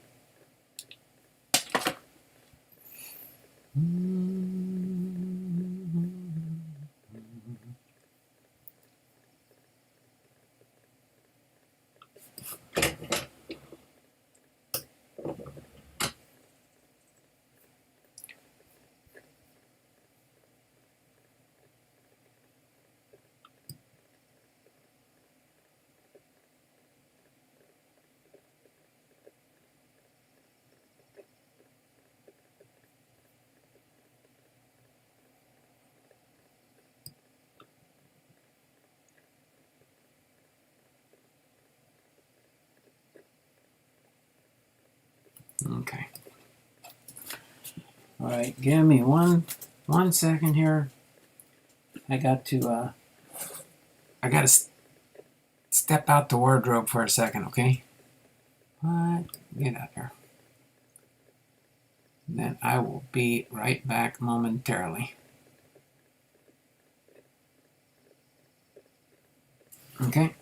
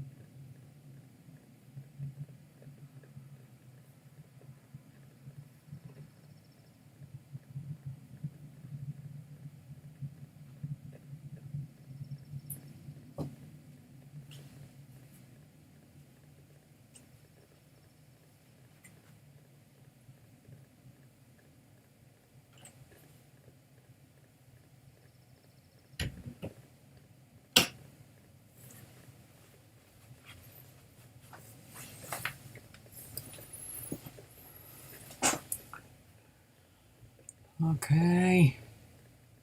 Get back here into the live stream. Get ready for this next part here. We'll have some fun. We'll grip and rip. We will do some gripping and ripping as soon as I show up here. we are going to do some gripping and ripping. Let me set this over here a little bit more. All right. Hopefully you all are still here. Oh, no, not that. There we go. Put that there. Move you up here. I'm going to switch things around a little bit so you can see me a little bit better. Do this. Get this lined up about here. All right, how's everybody doing today? Wardrobe change. Donald just changed teams. Yes, I did. I want you to kind of eyeball that and pay attention to the dates on there. USS Rodney M. Davis, FFG 60, Persian Gulf Tour, 1993. I don't know if you all are familiar. I was on board this ship when we were in the Persian Gulf in 1993. I know that's a little bit far back for some of you people to think, especially how do I think that far back? Well, sometimes you don't know. Sometimes you don't know. But we are going to get ready and grip and rip something special today. The Bipster, I'm here. All right, we are going to do our Mystery Box Tuesday. Mystery Box Tuesday. We won't spend a lot of time on this, but I just wanted to share something different with you today. So we are going to pull this mystery box out of the envelope, please, without nothing falling out here. And of course, as you can see here, this is a Topps 1991 product. This is a Topps 1991 product. I'll show you the bottom of the box so you can see it is a Topps product. 1991 Topps Company Incorporated, Doria, Pennsylvania. Zip code 18642, made and printed in the good old U.S. of A. Any guesses on what we're going to open today? Any guesses on what we are going to open today? Give you all a few guesses. See if anybody can get it right. For our Mystery Box Tuesday. Actually, I gotta scooch this over a little bit. Put this box right here. That's where we'll put the cards as we go through. Any thoughts? Okay, without further ado, you did get a sneaky peeky peek. We got 5 people watching, 11 thumbs up. Desert Storm, Coalition for Peace. Coalition for Peace. I told you it would be a little bit different. That's why I had to change wardrobe. I switched teams. I'm back in the military. 2020 Topps Olympics box of cards just came out. 76 card set. And they are sweet cards of Olympians. Topps big. Topps big. So let's get this opened up here.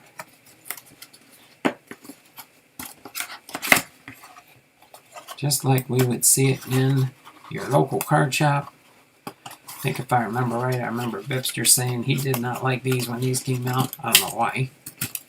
Anything that shows red, white, and blue I think is good. There we go. We've got Desert Storm cards. We're going to grip and rip. I think you're right.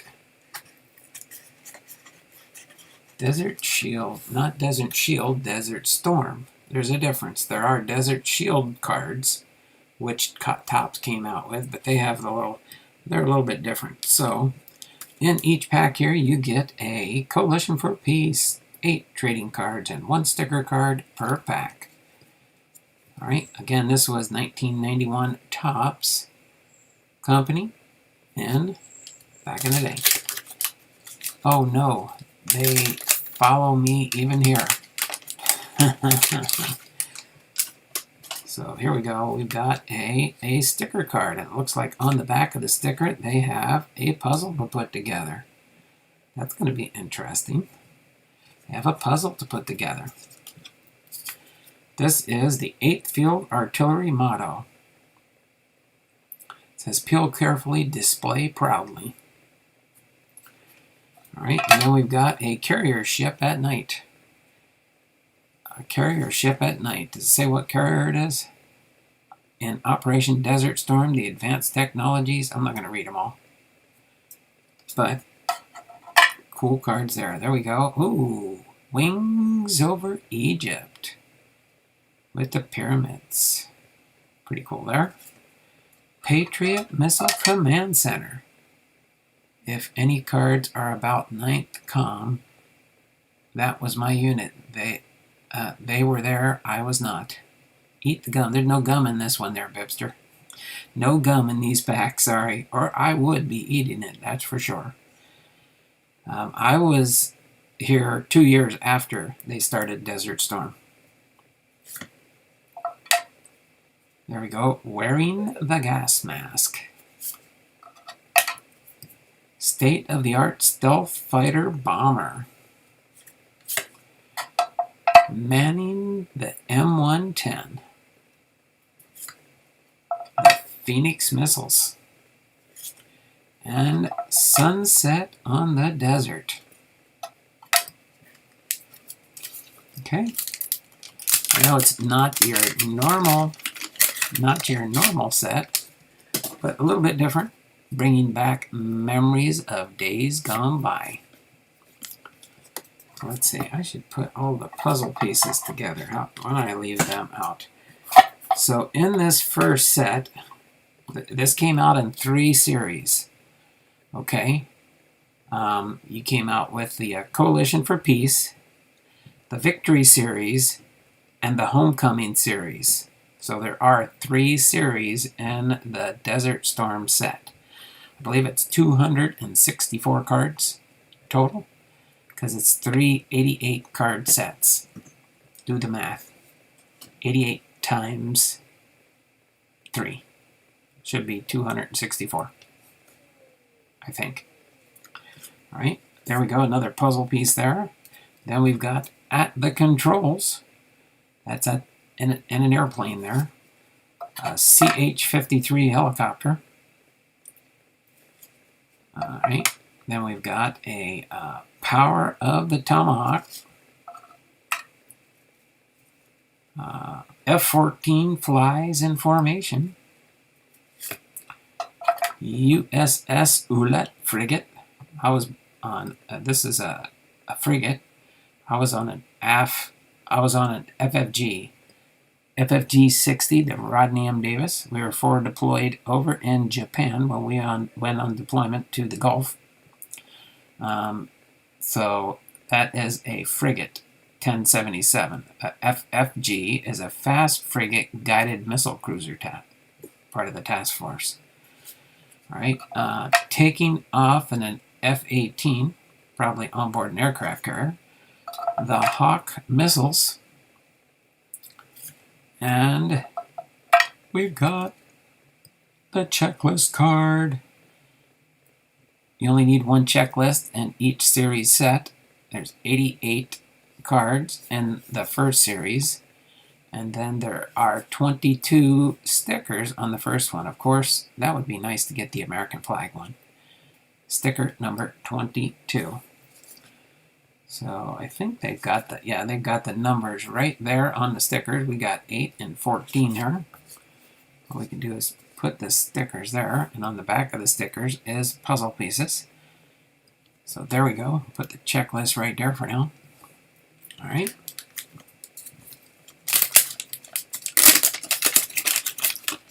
Got another puzzle piece here.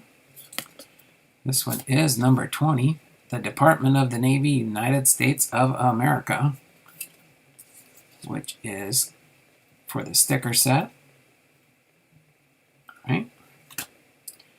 Then next we've got here, I'm at the dentist now. See everyone tomorrow. Abscess tooth removal today, I hope, not just antibiotics. All right, there, Bipster, you take care.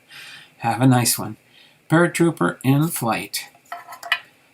Army supply ship. Airborne unit. CH-53 Super Stallion.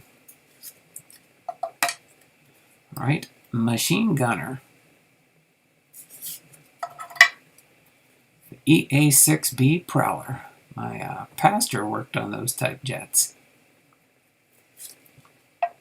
He was a mech. Marine firefighters. And an AH-64 Apache helicopter. Those are cool when you see those coming in.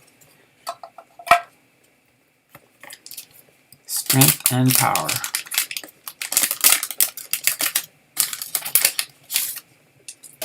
And next here we got another puzzle piece with the 34th Armor motto, the strong arm of victory. 8 of 24. And then we've got, what do we got here? F-111 bombers. Dawn in the desert. Later, back to work myself. Y'all have fun. All right there, Bipster and Jay. Looks like, oh, we still got 7 people watching the fun. For our Mystery Box Tuesday, Dawn in the Desert. There we go. General Richard G. Graves. Night vision goggles. I think they've improved on them since those days.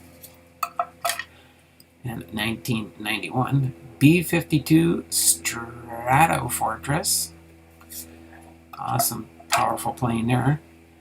Helicopter formation. Mid-air refueling.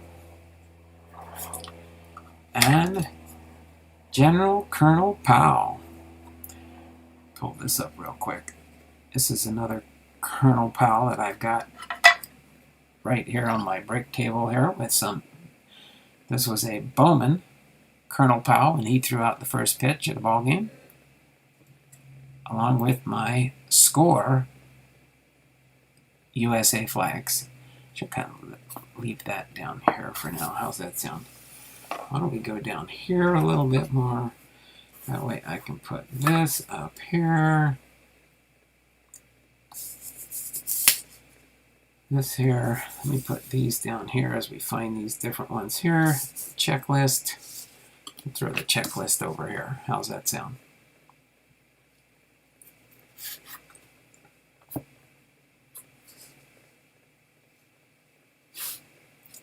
We put Colonel Powell over here, since he's actually featured on the other side here too. I will do that this way. He is card number 2, which means card number 1 is Bush. Okay. I think, no wait, was it Bush? I think it was Bush in this time frame. Bad last name for a commander, Graves.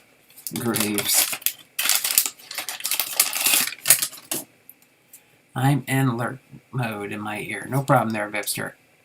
United States Central Command, card number 21. Okay.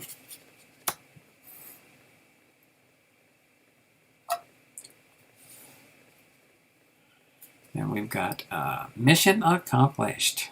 Mission accomplished. Hummerland vehicle. I've driven and rode in enough Hummers in my days back then. Scud missile. A. Flying high, the F-18. Paratrooper in flight. Another one of the Army supply ships. Airborne unit. And a CH-53 Super Stallion. Those are definitely troop carriers there. You can see how small that crew member is down there near the door of that helicopter, if you can see them down there. All right, next pack in the stack, in the box. Another part of the puzzle here. think they probably had for 2 puzzle pieces is my guess. Number 16. We haven't got any duplicate puzzle pieces or sticker cards. General H. Norman Schwarzkopf. All right, then we've got the CH-47 Chinook. Machine guns ready. SH-60B helicopters. We carried those on our fast frigate. We had 2 hangar bays. We could have a total of, one time when we were in the Gulf, we do have 2 SH-60Bs that are permanently attached to our ship, because we do have a helo deck on the back. And then at one time in the Gulf, we had, I believe it was 8. Can't remember. I know it was 8 for sure, but it might have been 10 Army helicopters on our flight deck as a training exercise to see how many Army helicopters we could put on our flight deck safely. But the SH-60B helicopters. Heat storm in the Gulf. And we had General Merle A. McPeak, a Scud missile, and the F-15 fighter plane.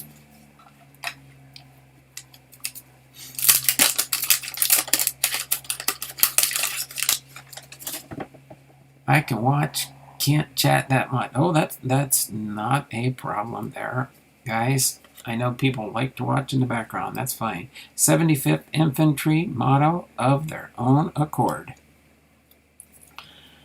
Heat storm in the Gulf again. Probably start seeing some duplicates coming up here. Chief of Staff General Merrill McPeak. Scud missile. F-15 fighter plane. Moving in. That's pretty cool. You can see the fleet of ships here with the aircraft carrier. Couple cruisers, couple frigates. Awesome. I remember those days. F-111 bombers. Ready in the cockpit. Ready in the cockpit. Stallion helicopter. Stallion helicopter. Just gonna keep. And there were a few packs missing from the box already. I had these listed up on eBay, but nobody was nibbling, so I figured, you know what? I'm just going to show them on and see if I can complete a set or 2. Got our first duplicate sticker, the United States Central Command, CH-53 Super Stallion again, CH-49 Chinook, that's double props, Army troop carrier. Machine guns ready. SH-60B helicopter. AH-64 Apache. Britain's Tornado. TOW anti-tank gun. F-15 fighter plane. And moving in formation again. Okay. Next. There's 30, I think in a full box of these, there's 36 packs. But again, this one did have some packs missing. We got card number 14 in our list here. Anti-aircraft chemical gear. Pilot's eye view. There we go. The USS Iowa. Look at that firepower. You can see when they shot the missiles off the side here, you can see the wake of the water from the push of the guns. How much they push that water out away from the ship when they shoot a missile off. Makes the ship shudder. The amazing AV-8B Harrier. Carrier ship at night. Night flight ops, probably. Wings over Egypt. Patriot Missile Command Center. And wearing the gas mask.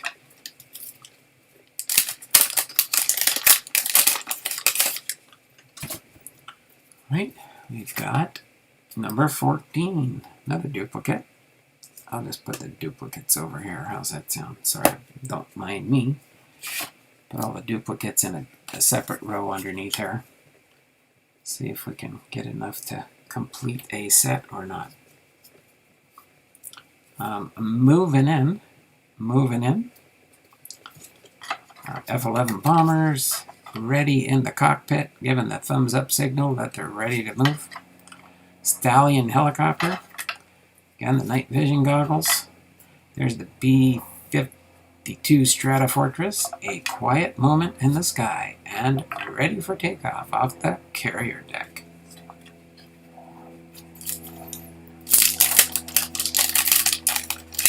We'll just finish this up, then we'll finish the stream as we go through the box here. Here is what your completed blue border puzzle will look like. Collect all 10 cards of Puzzle A. Oh, maybe they did one puzzle per set. So that's the puzzle that you can find here. And oh, it's on the USA flag.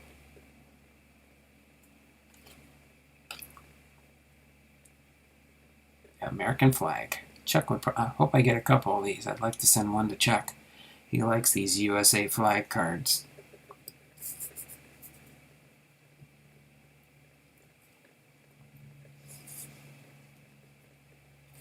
We put that USA flag right there in honor of Chuck. Actually, here, we can put the USA flag over here with this set. That even looks better. All right, Mystery Bag Monday. Okay, move these down just a hair more. That way you can see all the numbers there, different ones. Sorry about that. Frigates. Oh, there we go. There's the FFGs. You can see the flight decks on the back as number 7, 20, and 24. I was on one of, I think most of the frigates are now probably retired out of the system. I think they replaced them with a different type ship. But the frigates, those were the early versions. I was on one of the last ones. I think they made a few more after the Rodney M. Davis. Manning the M110, the Phoenix missile, Sunset on the Desert. There we go. There is the Commander-in-Chief, Bush. George Bush, Commander-in-Chief, card number 1. Schwarzkopf was number 2. So let's see, we've got the checklist there.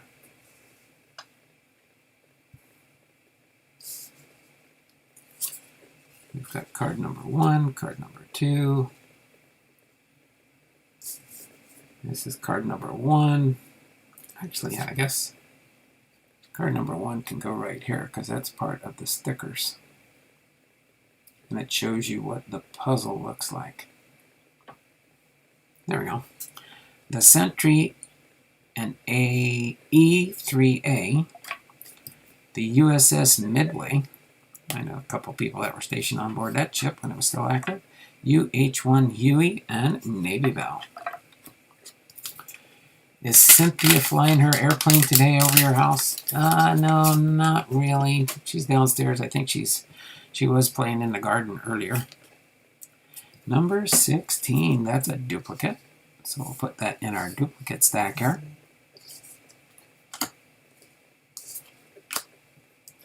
Okay. Then we've got the Patriot Control Center, the M2 Bradley tank, Secretary of Defense Dick Cheney. That is number 3. Let's see, who's number 4 then? Schwarzkopf. Oh, we already did Schwarzkopf. Maybe if we get another one, we'll put him down as next in command. We got Bush there and Colin Powell. Number 4 is Schwarzkopf.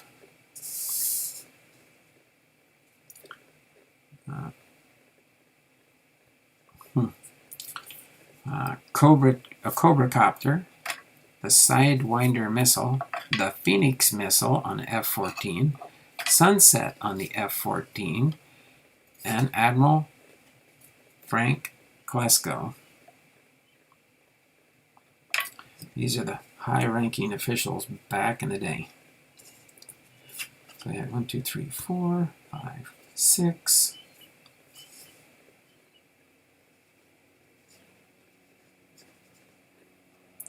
I'm seeing how to kind of display these guys a little bit here.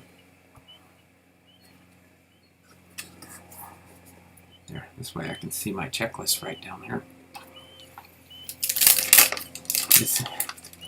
You can hear that airplane, can't you, there, Bipster? There's our number 1 card again with another USA flag. Chuck will like that one when I got an extra one now I can send his way. He likes American flag ones. And now I know there's another set of cards he can check the American flags on. F-117A.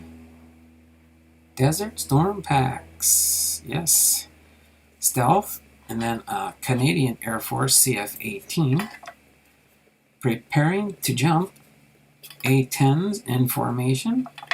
We got the Patriot Control Center again. The M2 Bradley tank on the ground. Secretary of Defense Dick Cheney. It's number 3.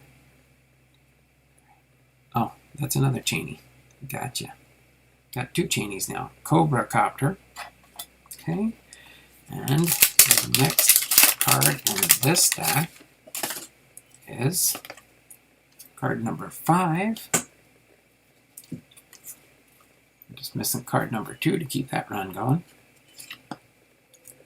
All right, next we got the USS Wisconsin. That almost looks like a battleship.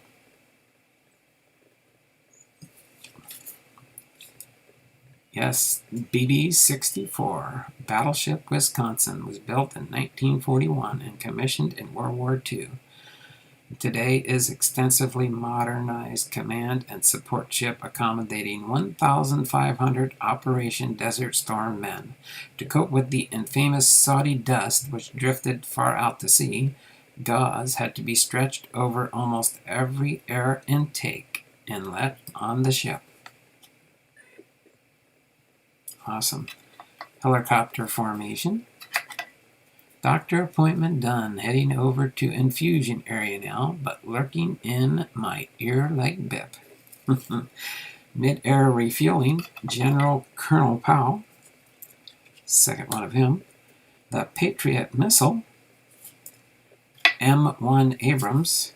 In flight with A7s and Wild Blue Yonder. That's a beautiful sight there. I'm flying in the air there. Seems we're all lurking today because you just want to watch when you can. All right. Next up to that here, we've got number 7. Ooh, getting closer there. I don't know if we'll get quite the 21 card set, but night vision goggles again. The B-52 Stratofortress, A Quiet Moment. Ready for takeoff. F-117A Stealth, Canadian Air Force CF-18, preparing to jump, and A-10s in formation. Get a lot of duplicate cards now, which is expected. As soon as I do this, I gotta pull another card coming up next, but kind of gives me an idea if we get duplicates or no. Mr. Powell, awesome. Yes, I have met him once. I have met him once in person in Seattle, believe it or not. All right, card number 11. In our quest to get our complete sticker set. And we'll find out later how close I get to completing a set out of a partial box. The Commander-in-Chief, another Bush. The Sentry N and E3A. The USS Midway again. The UH-1 Huey Navy Bell. Mission accomplished. Mission accomplished. Hummer land vehicle. The Scud missile and flying high in the F-18. Pretty good. At least we've only got one checklist so far. Cynthia is doing loops over your house, spreading fertilizer in the garden. Thanks, Bipster. 48th Infantry Motto Dragoon. Let's see here. See if I can squeeze that number 10 in here. Now, of course, I gotta realign the rest of the cards. I'll come up with a better system when we're done. The Sidewinder missile, Phoenix missiles on an F-14, the Sunset on the F-14, Frank Klesko. Card number 6. 1, 2, 3, 4. Up.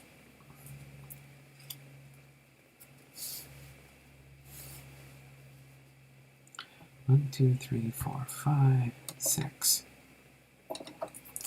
Then we got the Heat Storm in the Gulf. McPeak. McPeak is number 7. So we got Powell. Commander-in-Chief, Powell. Oh, Dick Cheney. Yeah, Dick Cheney. We got Klesko.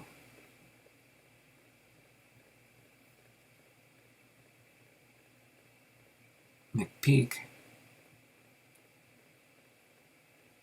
Hold on. Oh, Schwarzkopf. We got to put a Schwarzkopf here. That's who we're looking for. Scud missile.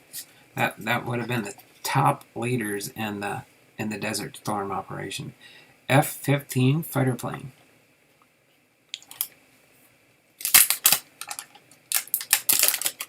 I know we had one Schwarzkopf already, but I'm not going to go back. At this point, he's down there pretty ways. Desert Storm sticker. Coalition Force for Peace. Part of that elusive puzzle we're trying to see if we get enough pieces for. Down the road. Just kind of squeeze him in there for now. The Patriot missile. Preparing to jump again. A-10s in formation. Wild Blue Yonder. Anti-aircraft chemical gear. Pilot's view. Cobra Copter. And the amazing AV-8B Harrier. Harriers are awesome. Awesome, awesome. They can switch their jets so they can lift up off the aircraft, change their flight, and go forward like a jet. Awesome design for sure for a plane. A Harrier. Can take off like a helicopter and fly like a jet. Okay. Number 20. Duplicate for 20. Department of the Navy, United States of America. Alright. Heat Storm in the Gulf. McPeak again. Scud missile. F-15 fighter plane. Moving in. F-111 bombers. Ready in the cockpit. And a Stallion helicopter. Okay. Next up to bat. Number 13. Another one we don't have yet. In our quest to complete. It's getting too hard now. Too many. I'll just.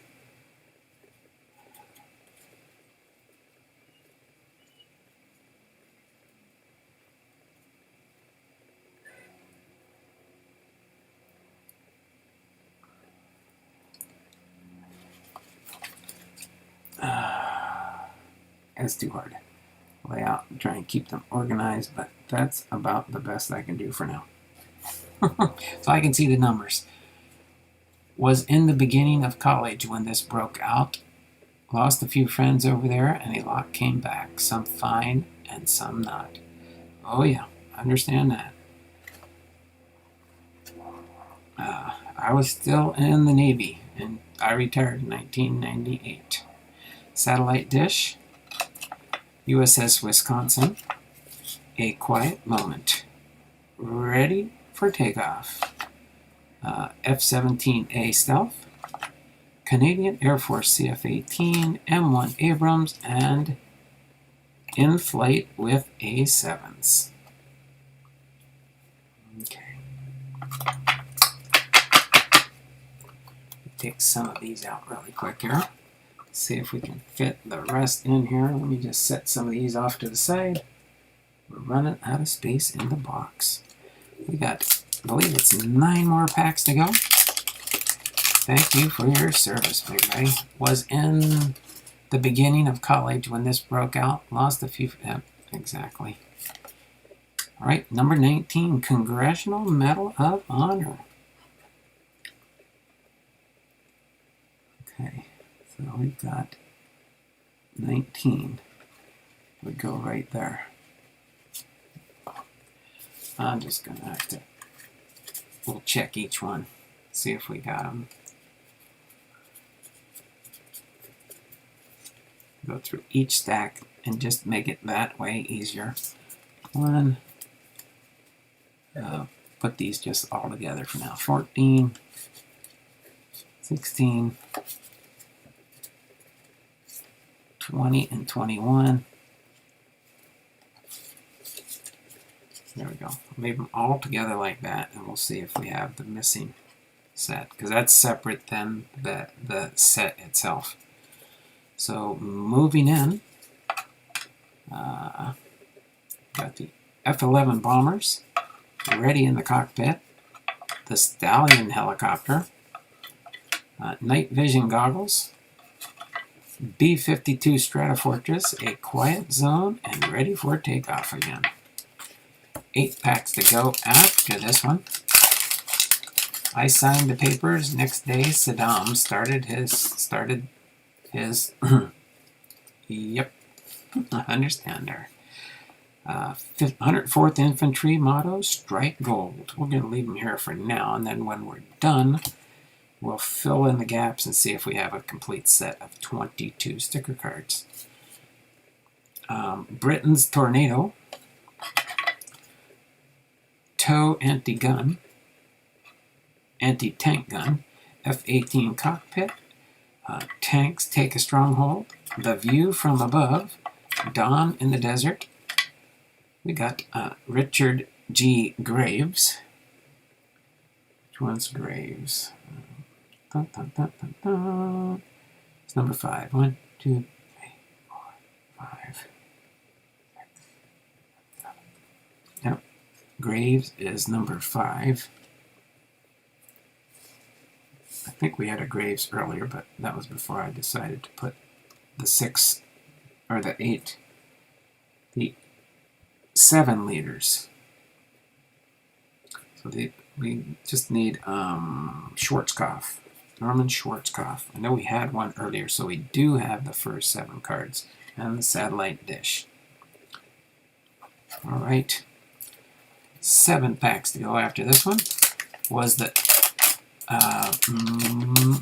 Moab, mother of all bombs used in this conflict? No, that was later on there, Bipster. That was later on. This is number 11, 41st Field Artillery, motto, mission accomplished. Then you got the USS Ouellette frigate taking off in an F-18, the Hawk missile. Our second checklist card. There's Schwarzkopf again. We've got our 7 top leaders during the war there.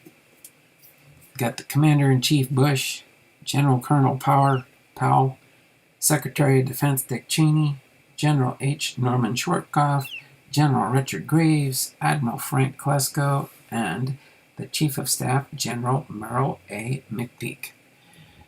CH-47 Chinook, machine gun ready, and an SH-60 helicopter. 6 to go after this one.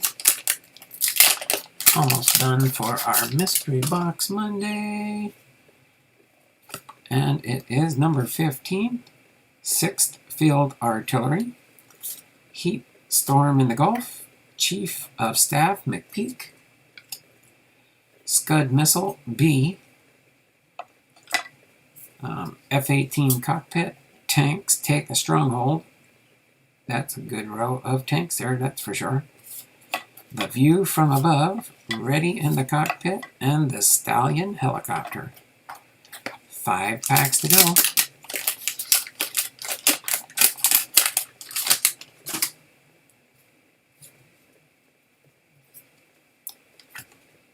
Number 6, 73rd Armor, motto, honor, fidelity, and courage. F-17A Stealth, Canadian Air Force CF-18, preparing to jump, A-10s in formation, Patriot Control Center again, M2 Bradley tank, Dick Cheney, and Cobra Copter. 4 packs to go after this one. All right. And of course, this one is 17th Cavalry. Motto is forward. Aegis Control Center, lining up the tanks. Tomahawk missile in flight. An F-18 waits to fly. At the controls, the CH-53 helicopter. The power of the Tomahawk.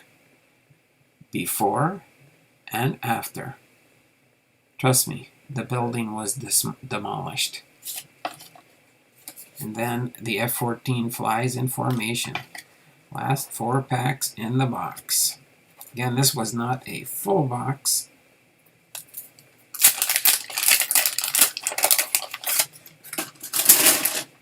Okay. Alright, our sticker. Oh, there we go, another American flag number. Oh, wow. Ooh, so you have 2 different ones. 2 different ones. You got an American flag number 1 and an American flag number 22. Boom. I did not know that. Now I know. The first and last card of this set are American flags. Alright, we got the Patriot Control Center, the M2 Bradley tank, Secretary of Defense Dick Cheney again, the USS Iowa. Love that picture there with that. This one here, that one fired first, you can tell. No, this one fired first because the wake is already spread out farther, and then this one was fired, and you could see the wake just starting to before it dissipates. The Sidewinder missile, Phoenix missiles on the F-14, Sunset on the F-14, and Frank Kolesko.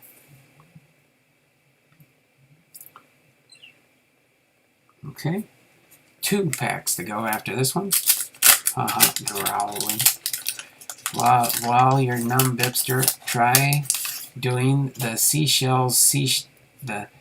she sells seashells by the seashore.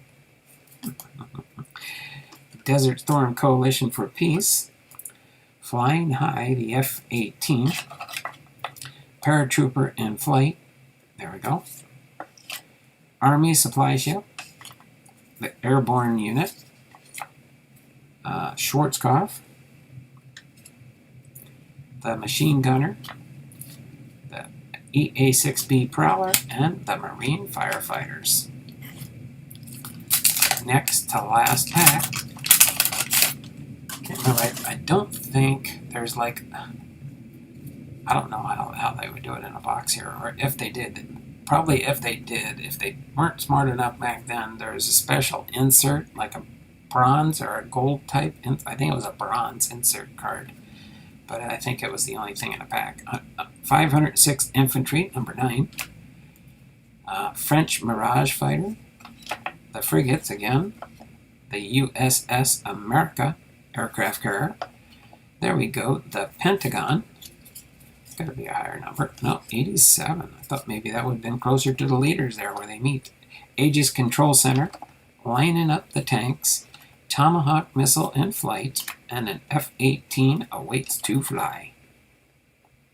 Alright, so we've got our last pack magic. She sails seashells by the sheep sword. How I do, Big Ray? Bipster. Number 8, 34th Armor. Motto, the strong arm for victory. Machine gunner, the EA-6B Prowler. The Marine firefighters, the AH-64 Apache. The Britain's Tornado. The TOW anti-tank gun. The F-18 cockpit. And lastly, tanks take a stronghold. Tanks take a stronghold. So I'm going to set all these cards just off to the side for now. I'm going to put our box. As you can see, it's been through a little bit, that's for sure. Back in the day when I had this at my garage sale, I was trying to sell them for $1 a pack. Probably could have sold them for a quarter, 50 cents a pack, and maybe I would have sold more. But we'll throw that away. We do got two checklists here. But let's see how close we got to finishing a sticker set. 1. We did not get a 2, 3, 4, 5. Did not get a 6, 7. There's an 8. There's a 9.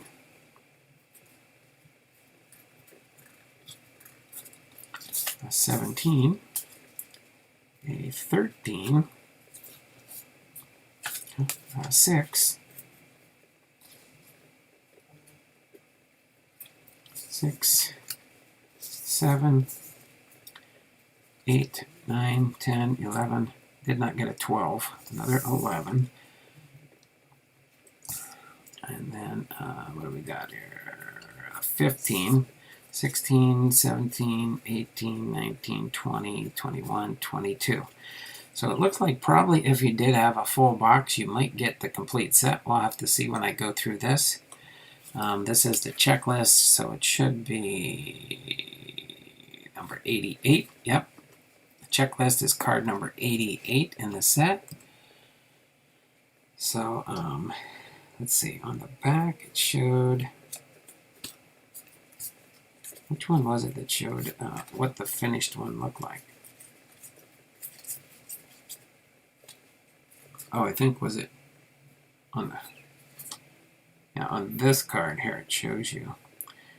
Doesn't say a puzzle A, huh? Well, let's see here. Let's see if we can if we got the complete puzzle here.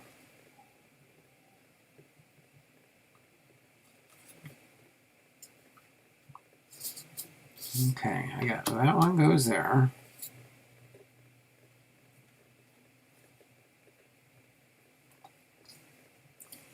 That one goes there.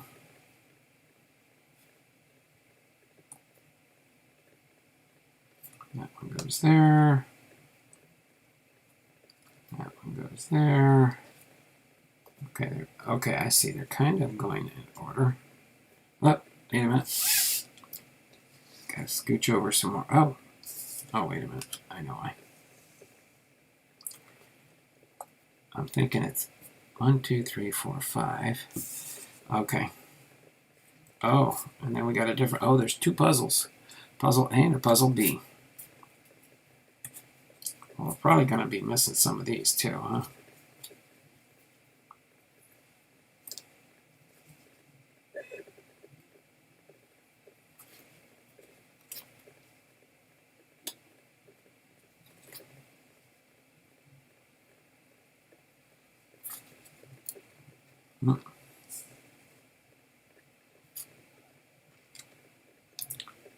There we go. We finished that puzzle.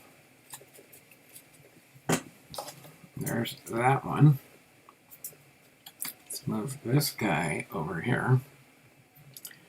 This guy back up here for now. Let's see. We got that guy. Might be missing something, huh? We'll see. See how many we got.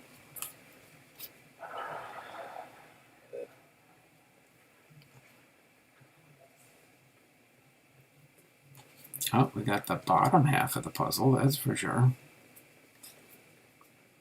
We got another one of those. Got the top half to the puzzle. Okay, hold on. Here, hold on a second. Give me 1 second here. I'm going to see if we can, how close we can come for this. I'm a puzzle guy. Sorry. I don't think we got enough to finish it, though. I don't think we're probably going to miss some. I don't think we got all the puzzle pieces that I can see. Yep, we're missing one. And the little map for this one.